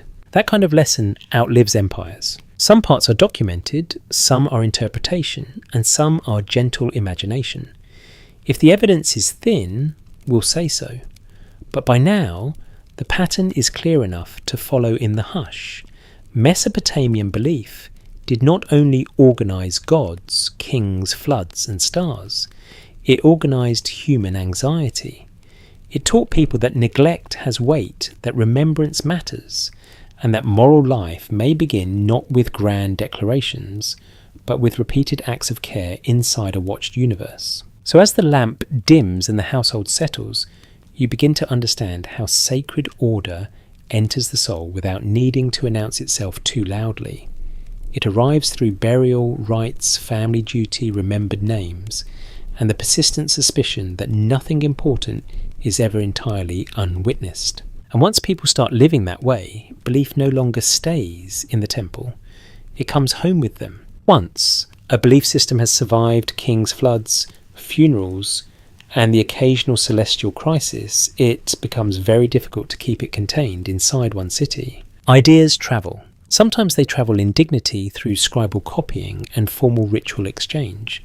Sometimes they travel the way everything else in history travels, which is inside trade, conquest, migration, marriage, diplomacy, theft, and people showing up with new accents and old gods packed somewhere in the back of their minds. Most historians agree that Mesopotamian religious ideas influenced surrounding cultures over long stretches of time. What's broadly accepted is that myths' divine titles, ritual patterns, and cosmological assumptions moved across languages and empires through contact and adaptation. Archaeology suggests the ancient Near East was never a set of sealed boxes. It was an ongoing conversation, even when the conversation occasionally involved siege engines. So when you ask whether the Anunnaki shaped humanity's earliest beliefs, one answer may be that they belonged to a religious world whose influence did not stay politely in southern Mesopotamia. It spread. You can picture it happening slowly. A merchant carries more than goods. A scribe copies more than local memory. A ruler adopts more than territory. Names shift. Functions overlap. Stories are retold with different emphasis. One god becomes comparable to another god somewhere else. A mythic pattern survives even when the original language begins to fade from daily use. A careful reading might suggest that religious systems endure best not by staying unchanged, but by remaining adaptable enough to wear new clothes without losing their basic shape. And what if the Anunnaki, or at least the divine logic surrounding them, survived in exactly that way? To be clear, this is debated. There is no single straight line from Sumerian tradition to every later religious idea in the region, and scholars continue to debate. Influence, parallel development, borrowing, and reinterpretation on a case-by-case basis. Ancient cultures were creative, not passive. They did not simply photocopy each other with better borders. But the evidence we do have points to Mesopotamian religious literature and cosmology having long afterlives, especially through Akkadian traditions and broader Near Eastern circulation. That matters because belief rarely disappears all at once. It mutates. Most historians agree that many Mesopotamian myths, including flood traditions and divine council imagery, were preserved, reshaped and recontextualized over time. What's broadly accepted is that later cultures in the region encountered, absorbed, resisted or transformed Mesopotamian patterns rather than ignoring them completely. One interpretation is that ancient people inherited not just isolated stories, but mental frameworks, ideas about divine hierarchy, sacred kingship, cosmic judgment, and the meaningfulness of natural events. A more cautious explanation could be that certain broad themes spread because they fit common social needs, not because one tradition controlled the rest. Still, the resemblance of structure is hard to miss. A heavenly assembly here, a divine council there. A flood survivor in one text, another chosen survivor elsewhere. A sacred mountain, a temple height, a cosmic order, a divine decree. Not identical, never perfectly identical, but familiar enough to make you suspect that old ideas can survive even when names shift like river channels. Historians still argue whether similarities between Mesopotamian tradition and later regional mythic patterns reflect direct borrowing shared cultural environment or the kind of recurring human storytelling that appears whenever people face the same big problems with different hats on. The answer is probably some combination which is less dramatic than a single hidden master theory, but much more believable. Human beings are wonderfully capable of inheriting and reinventing at the same time. A fringe idea proposes that the Anunnaki were remembered across later civilizations under many disguises, secretly preserved as the original divine rulers of humanity beneath different names and symbols. This theory isn't widely accepted, but it appeals because it offers one grand thread through the maze. It turns history into a reveal. Yet if the evidence is thin, we'll say so. And here the evidence supports influence and adaptation far better than a single concealed continuity operating behind every later religion like an ancient backstage manager. The more grounded possibility is subtler. What if the story is pointing at something else? What if the Anunnaki mattered less as individually traceable figures in every later system, and more as part of a deep Mesopotamian inheritance about how divine power works? If we treat it as a possibility rather than a conclusion, then what travelled was not always the exact name, but the architecture. The idea that God's assembled decree rank, observe, judge, and shape the human world from beyond direct reach. That architecture can outlive its builders. Imagine a scribe in a later city copying a text whose older layers reach back farther than he can fully see. He knows the signs before him. He knows the ritual weight of names. He knows that power above the human world is not random, but ordered. Perhaps the divine titles have shifted. Perhaps local politics have changed the emphasis. Perhaps a neighbouring tradition has blended in. Yet the old rhythm remains. Heaven is structured. Humanity is dependent. Memory is sacred. Disaster may carry meaning. Kingship wants approval from above. Death belongs to a governed realm. By now, those assumptions do not need to announce their birthplace every time they appear. They have become part of the region's atmosphere. Most historians agree that empires such as Akkad Babylon and Assyria inherited and transformed Sumerian materials in complex ways. What's broadly accepted is that scribal culture preserved much older traditions, even as living religion evolved. One interpretation is that religious memory in the ancient Near East worked like a layered city where new walls rose over old foundations without fully erasing them. A more cautious explanation could be that people kept reusing what remained meaningful. Old myths endured because they still helped organise experience. That in itself is a kind of power. You can almost feel it in the evening hush of a later temple library. Rows of tablets, dust in the corners, oil light catching the edges of old clay. A scholar runs his hand over a text copied from something already ancient in his own time. Outside the empire may speak a different dominant language, march under different banners and praise different rulers. Inside the old sacred grammar persists. The smell of clay and lamp smoke is the same. The instinct to arrange the world through divine order is the same. And maybe that is how early beliefs truly become foundational.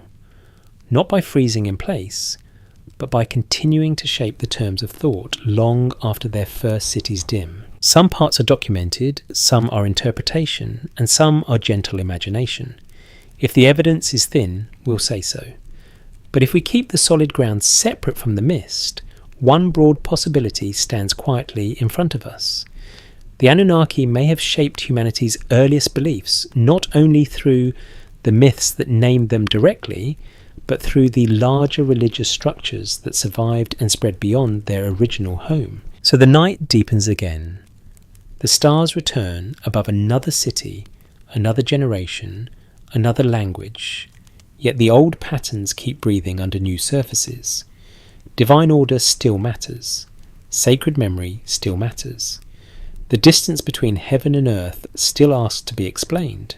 And the oldest stories, even when renamed, rarely stop working all at once. After a few centuries, sometimes the most powerful thing a god can do is become harder to see clearly. Not vanish exactly, more like sink deeper into the foundations, where names blur, functions overlap, and memory begins compressing whole systems into one large and slightly intimidating sense of ancient, sacred power. Most historians agree that Mesopotamian religion changed across long stretches of time, with shifting pantheons, regional priorities, political pressures, and evolving theological emphasis. What's broadly accepted is that gods did not remain frozen in place from the earliest Sumerian cities to later Mesopotamian empires. Roles changed. Some deities rose in prestige, others were absorbed, reframed, or moved into different symbolic territory. Religion, like every human system, kept editing itself, and editing itself very rudely without leaving you a clean revision history. This is where the Anunnaki become both fascinating and slippery. The evidence we do have points to the term appearing in different contexts over time, sometimes associated with high divine status, sometimes with assemblies of deities, and in some later traditions with the underworld. Scholars continue to debate how these meanings developed and how best to map them across centuries. There is no full consensus on every detail. That's a possibility, not a certainty. If the evidence is thin, we'll say so. Still, one broad impression remains. The Anunnaki may not always stand in the foreground as the single most vivid divine personalities in every period, but they linger as part of a sacred vocabulary of authority. One interpretation is that this very ambiguity made them useful. A named god with a narrow local function can fade as politics shift. A more diffuse group associated with deep divine order can survive in the background, harder to pin down, and therefore harder to lose. A more cautious explanation could be that later readers, both ancient and modern, have sometimes bundled together distinct traditions under one familiar label, because memory prefers broad silhouettes to footnotes. And what if that is exactly why the Anunnaki still feel so charged? What if the story is pointing at something else? What if their enduring pull comes not from one stable definition, but from their position at the edge of clarity where old religion starts feeling older than its own surviving explanations?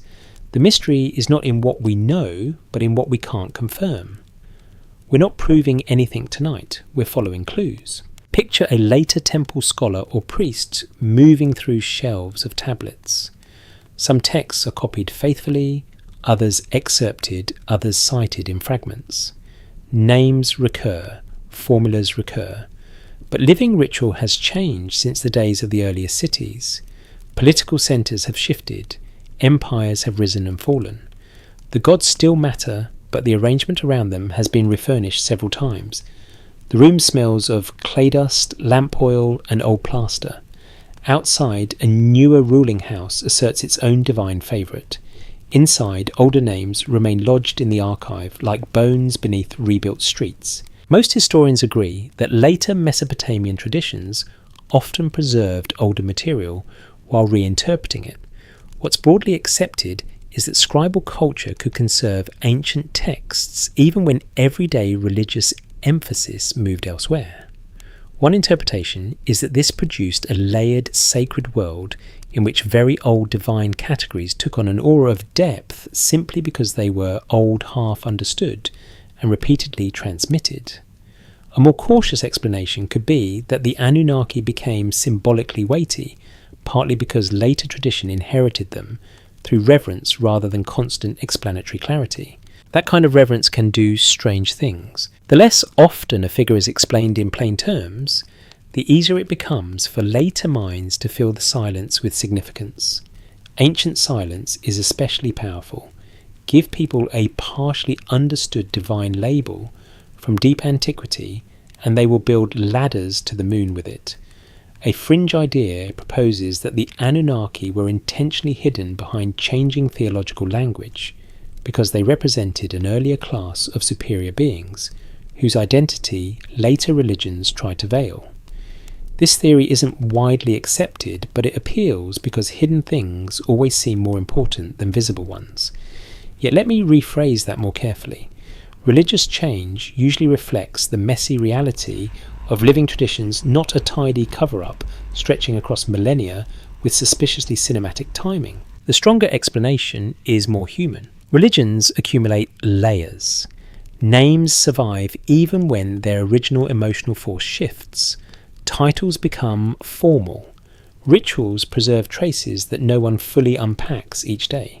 Old divine groups can become part of the sacred deep structure of a culture, less vivid as characters perhaps, but more enduring as atmosphere. If we treat it as a possibility rather than a conclusion, then the Anunnaki may have shaped belief in part by becoming one of those deep structures.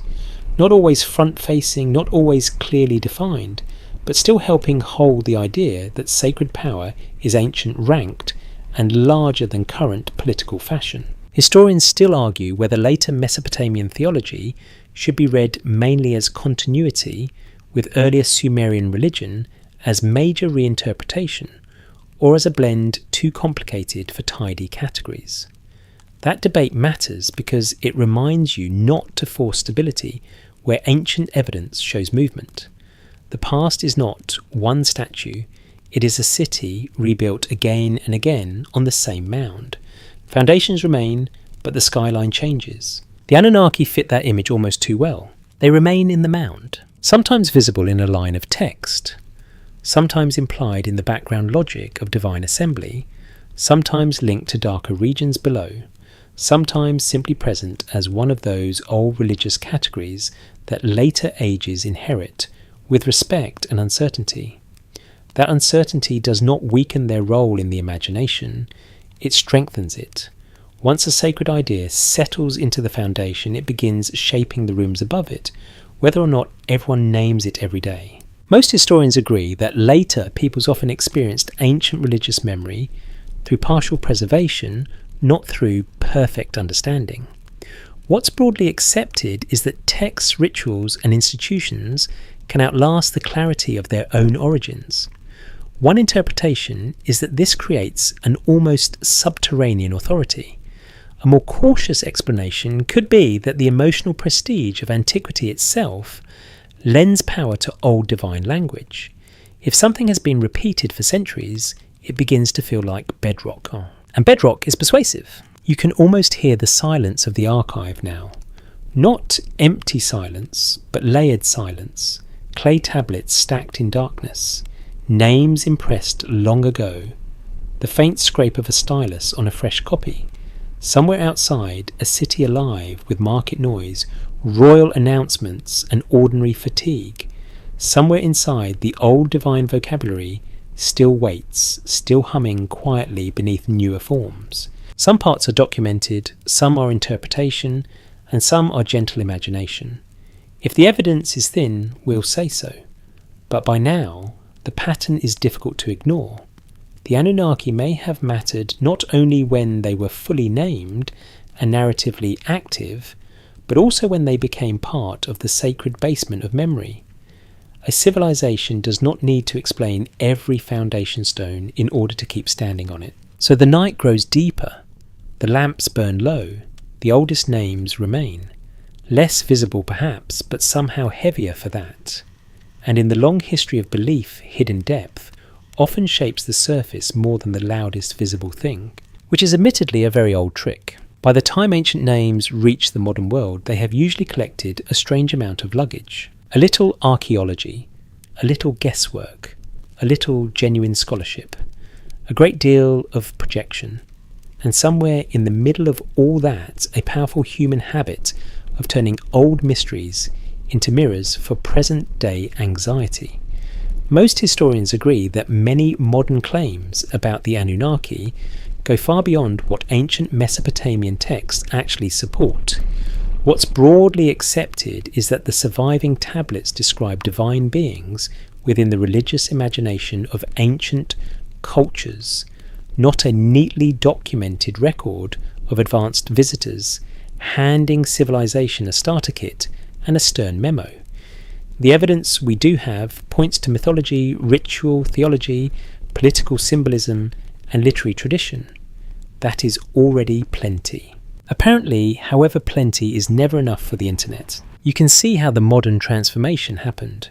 Ancient clay tablets sound authoritative. Lost cities sound dramatic. The sky sounds suspicious. The word Anunnaki sounds important even before anyone explains it, which is always helpful if your theory needs momentum more than footnotes. A fringe idea proposes that these beings were literal non-human architects of civilization remembered imperfectly in myth after directly shaping humanity's early development. This theory isn't widely accepted, but it thrives because it answers several modern cravings at once. It makes ancient religion feel technological, history feel secretly scripted, and human confusion feel like evidence of a forgotten intervention. In other words, it is emotionally efficient. But let me rephrase that more carefully. The appeal of such theories tells you something valuable, even if the theories themselves are weak. One interpretation is that modern people return to the Anunnaki because ordinary explanations often feel unsatisfying in an age of massive systems, unstable trust, and constant information overload. A more cautious explanation could be that ancient myths provide ready-made symbolic material for modern fears about control, origin, authority, and hidden power. And what if that is the real story? Modern fascination is pointing toward, what if the Anunnaki continue to matter, not because they solve the past, but because they expose the present? The mystery is not in what we know, but in what we can't confirm. We're not proving anything tonight, we're following clues. Most historians agree that modern ancient astronaut star readings are not the mainstream interpretation of Mesopotamian religion. Scholars continue to debate many details of ancient myth language and theology, of course, but there is no full consensus behind the idea that the Anunnaki were extraterrestrial engineers. What's broadly accepted is that such claims often rely on selective reading, mistranslation, or dramatic reinterpretation far removed from the original cultural context. The tablets are ancient, the leap is modern. Still, the leap itself deserves attention, because human beings rarely invent enduring myths for no reason at all. Not good reasons, necessarily, but reasons. You might say that every age creates the supernatural it deserves, or at least the supernatural it is nervously prepared to click on. In a world shaped by technology, surveillance, bureaucracy, and institutions too large for any one person to understand, it may feel oddly natural to imagine that ancient people were also dealing with superior systems above their heads. Only now the gods come with spacecraft genetic engineering and a highly cinematic lighting budget. Historians still argue whether the popularity of these ideas reflects declining religious literacy, healthy curiosity about the past mistrust of institutions, or a broader modern appetite for mystery framed as revelation. The answer is probably all of the above mixed generously with entertainment. That does not make modern fascination worthless. It makes it revealing. What's broadly accepted is that ancient Mesopotamian texts emerge from real cities, real ritual systems, real scribal schools, and real environmental pressures. One interpretation is that the Anunnaki were meaningful within that world because they belonged to a deep structure of divine order.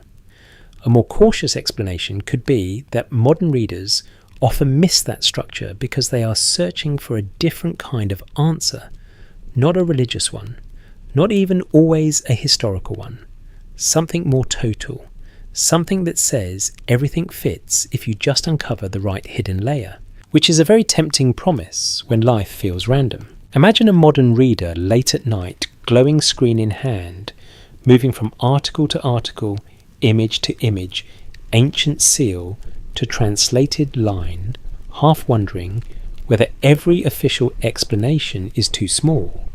That mood is not as distant from ancient feeling as it first appears.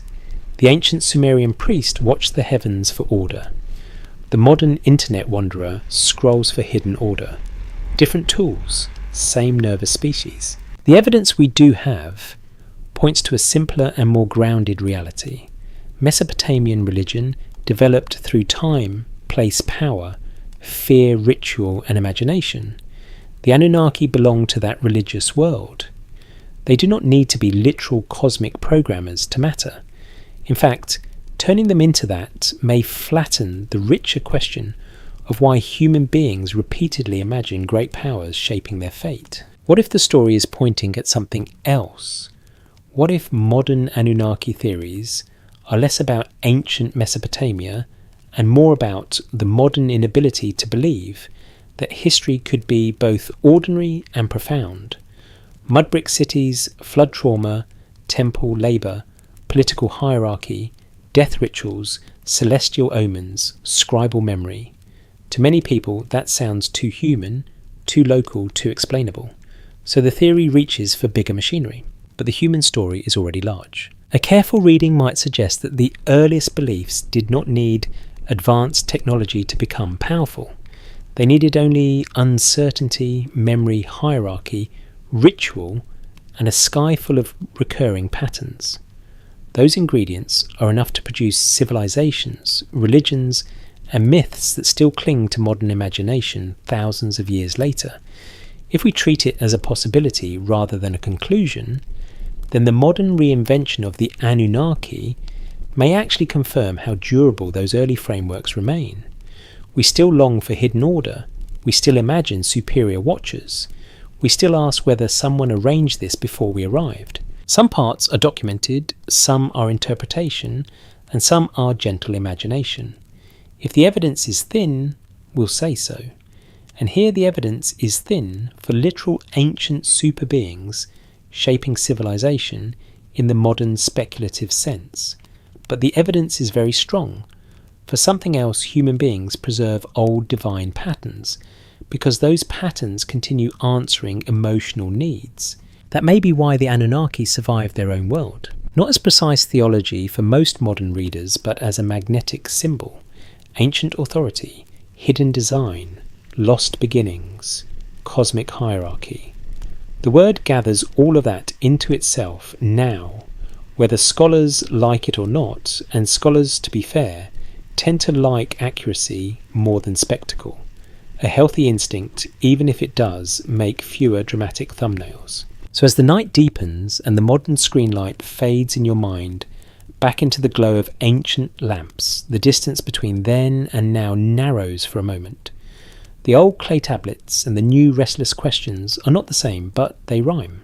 People still want the world to have been shaped by something larger than confusion.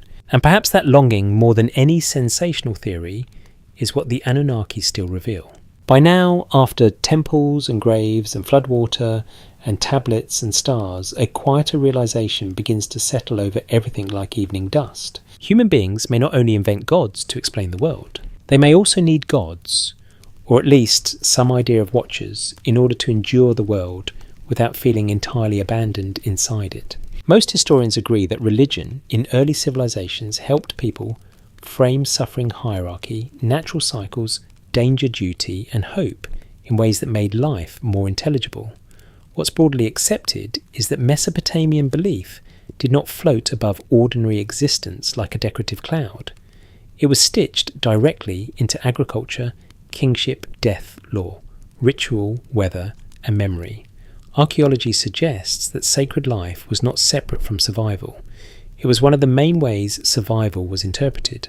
That interpretation matters more than you might think. Because if you live where rivers can both feed and destroy you, where rulers claim heaven's backing, where the dead depend on remembrance, where the stars seem to signal consequence, and where labour never really stops, then you are not simply looking for comfort. You are looking for a framework strong enough to hold contradiction. One interpretation is that divine watchers gave ancient people exactly that. A more cautious explanation could be that the feeling of being seen by sacred powers helped transform chaos into something closer to order, even when life remained difficult. And what if that is why the Anunnaki continue to hover so persistently in the imagination? Not because they must be literal architects with cosmic tools and suspiciously advanced project management, but because they belong to one of the oldest emotional patterns humans ever built. The sense that above the storm, beyond the harvest, behind the city wall, there might be a mind, a council, an order, a will. That's a possibility, not a certainty. Still, it is a powerful one. The evidence we do have points to early Mesopotamian religion being deeply concerned with divine hierarchy, human obligation, sacred maintenance, and the interpretation of events. Most historians agree that this gave people a way to navigate uncertainty. What's broadly accepted is that ancient belief was not only about explanation after the fact, it also shaped expectation before the fact. If the cosmos is structured, then your suffering may fit somewhere. If the gods watch, then your obedience matters. If the dead remain within a governed realm, then memory is not wasted. If the stars form patterns, then tomorrow may not be pure chaos. You begin to see how much psychological work that does. Imagine standing on a city roof after a difficult day. The plaster is still warm beneath your feet. Your shoulders ache from lifting or digging or carrying or copying or serving. Down below, someone is still shouting at a donkey with a level of personal offence that suggests this is not their first disagreement. The river glimmers in the dark. The temple rises in silhouette. The stars have returned with their usual serene lack of explanation. You are small. The city is small. Even the king is small compared to the sky. And yet, if you believe the sky is ordered, then smallness becomes survivable. A careful reading might suggest that this is one of religion's oldest gifts. Not certainty, not always comfort, certainly not fairness, but placement. A place for grief, a place for duty, a place for fear, a place for the troubling suspicion that suffering is not random even when its meaning remains out of reach. A more cautious explanation could be that humans simply endure hardship better when they imagine it inside a larger story. Historians still argue whether early religion should be understood mainly as a response to environmental stress, as a tool of social organisation, as genuine metaphysical conviction, or as some inseparable blend of all three. That debate is important because it keeps you from flattening ancient people into a single motive. They were not just manipulated, they were not just afraid, they were not just mystical, they were human, which means they were probably all of those things on different days, often before breakfast. The Anunnaki fit into that emotional architecture in an interesting way. A fringe idea proposes that their enduring fascination proves humanity dimly remembers literal superior beings who once oversaw civilization. This theory isn't widely accepted, but it appeals because it makes the feeling of being watched seem historically justified. Yet if the evidence is thin, we'll say so. And here the evidence for that sensational conclusion remains thin. The stronger explanation is that figures like the Anunnaki endure because they crystallise a much older need. They make sacred oversight imaginable. What if the story is pointing at something else? What if the Anunnaki matter because they gave early people a way to picture that oversight in collective form? Not one isolated god solving a local problem, but a larger divine order, in which humanity itself occupies a watched position. If we treat it as a possibility rather than a conclusion, then their role in early belief may have been less about isolated mythic episodes and more about a general emotional structure. The feeling that reality is supervised. That feeling can be heavy. It can justify kings. It can intensify guilt. It can make grief sharper when offerings are missed or omens go badly. It can turn ordinary misfortune into suspected consequence. But it can also keep despair from going fully blank. If no one is watching, suffering may feel meaningless. If someone is watching, even a severe someone, then pain can still belong to a story. Most historians agree that ancient religions often help communities endure instability by giving shared symbolic language to experience. What's broadly accepted is that rituals, myths, and divine hierarchies made difficult realities more interpretable. One interpretation is that cosmic watchers help transform raw fear into disciplined practice. A more cautious explanation could be that the sensation of cosmic oversight was socially useful because it encouraged obedience, remembrance, and continuity, even when no practical solution existed. Both may be true. That is the thing about old beliefs. They do not choose between emotional comfort and social function. They do both at once.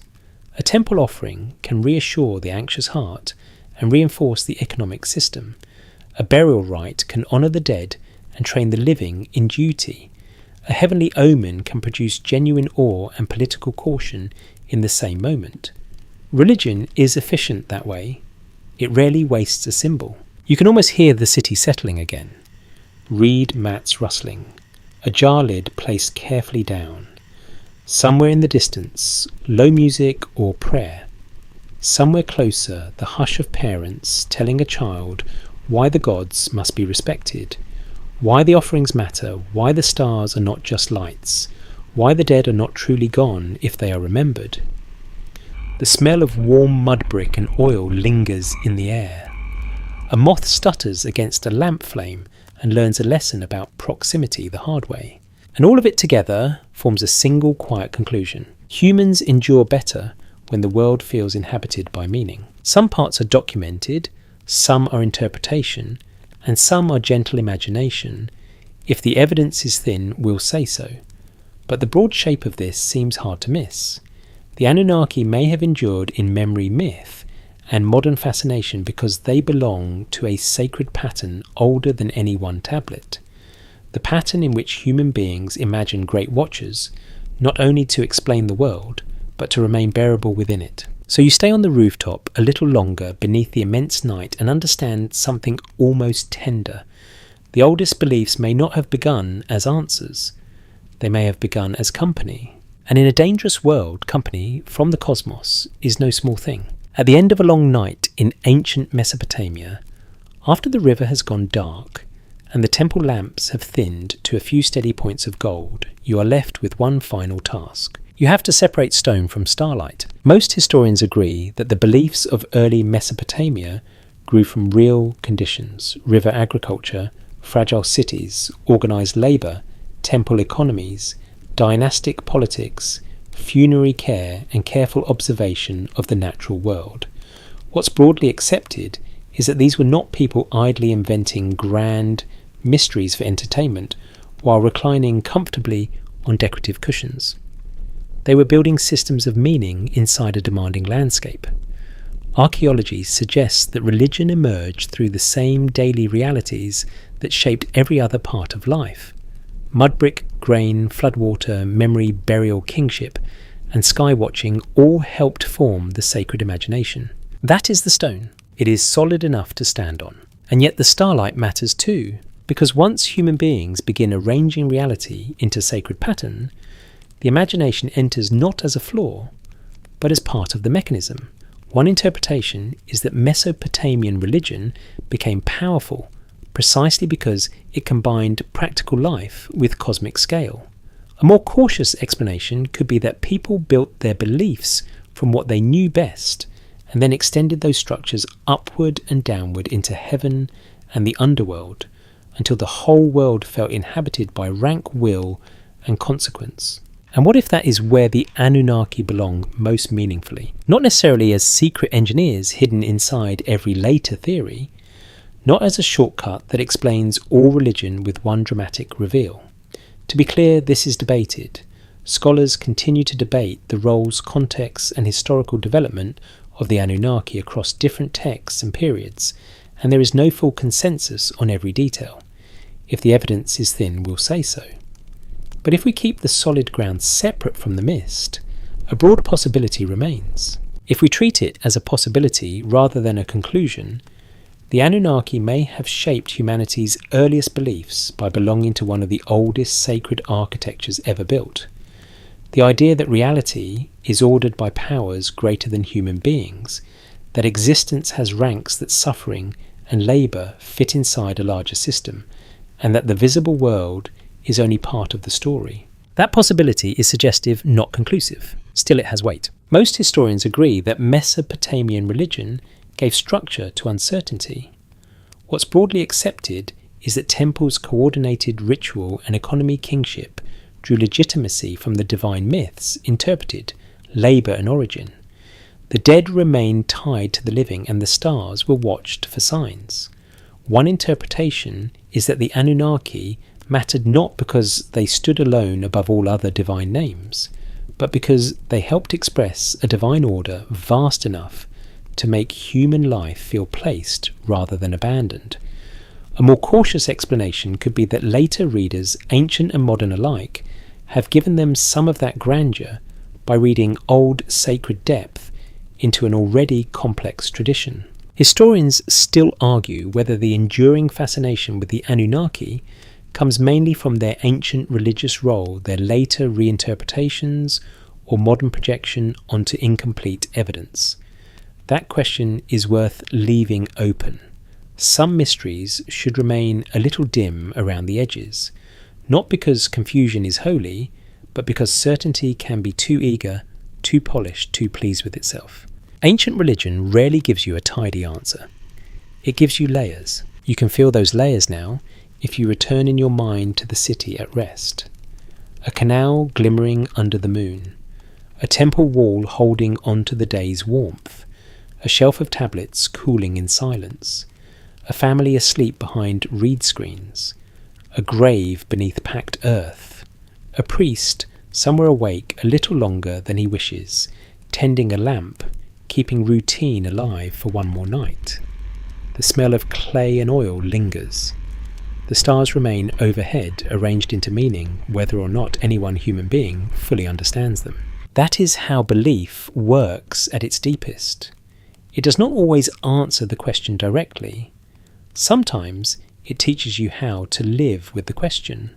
What if the story is pointing at something else? What if the Anunnaki matter in the end less as characters to decode and more as clues to a human habit that never left us?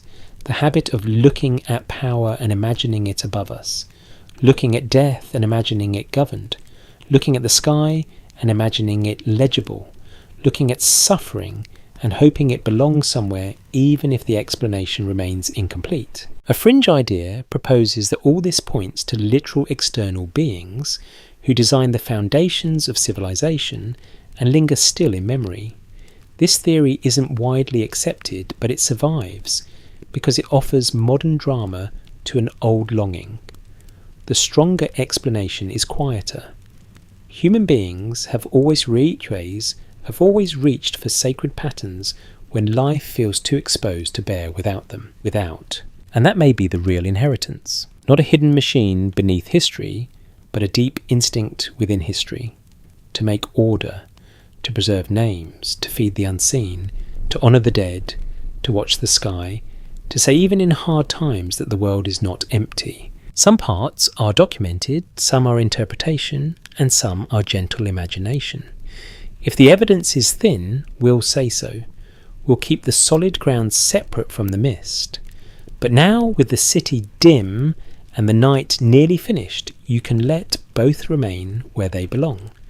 The stone beneath your feet, the starlight above your head, the old stories between them carrying the weight of labour, fear, memory and wonder across thousands of years. And now the pace begins to soften. The city seems farther away. The temple walls lose their edges a little. The river is only a dark ribbon, now breathing quietly through the plain. The tablets are sleeping in their shelves of dust. The names pressed into them remain, but they no longer ask to be solved all at once. They only ask to be heard gently like footsteps fading into another room. You do not need to force the last answer. You do not need to decide tonight exactly where history ends and imagination begins. It is enough to know that people long ago stood where you have stood in spirit beneath a wide and watchful sky, trying to make life feel meaningful, trying to place grief somewhere safe, trying to believe that work and love and memory were seen by something greater than the next day's trouble. The air is cooler now. The lamps are going out one by one. The river keeps moving in the dark, patient and old. Above it, the stars remain where they have always been, calm, distant, and quietly generous to anyone willing to wonder without rushing. So let the city drift. Let the mud bricks soften into shadow.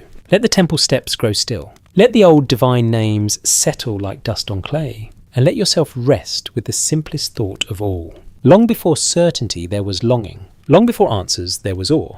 And sometimes for one peaceful moment before sleep, that is enough.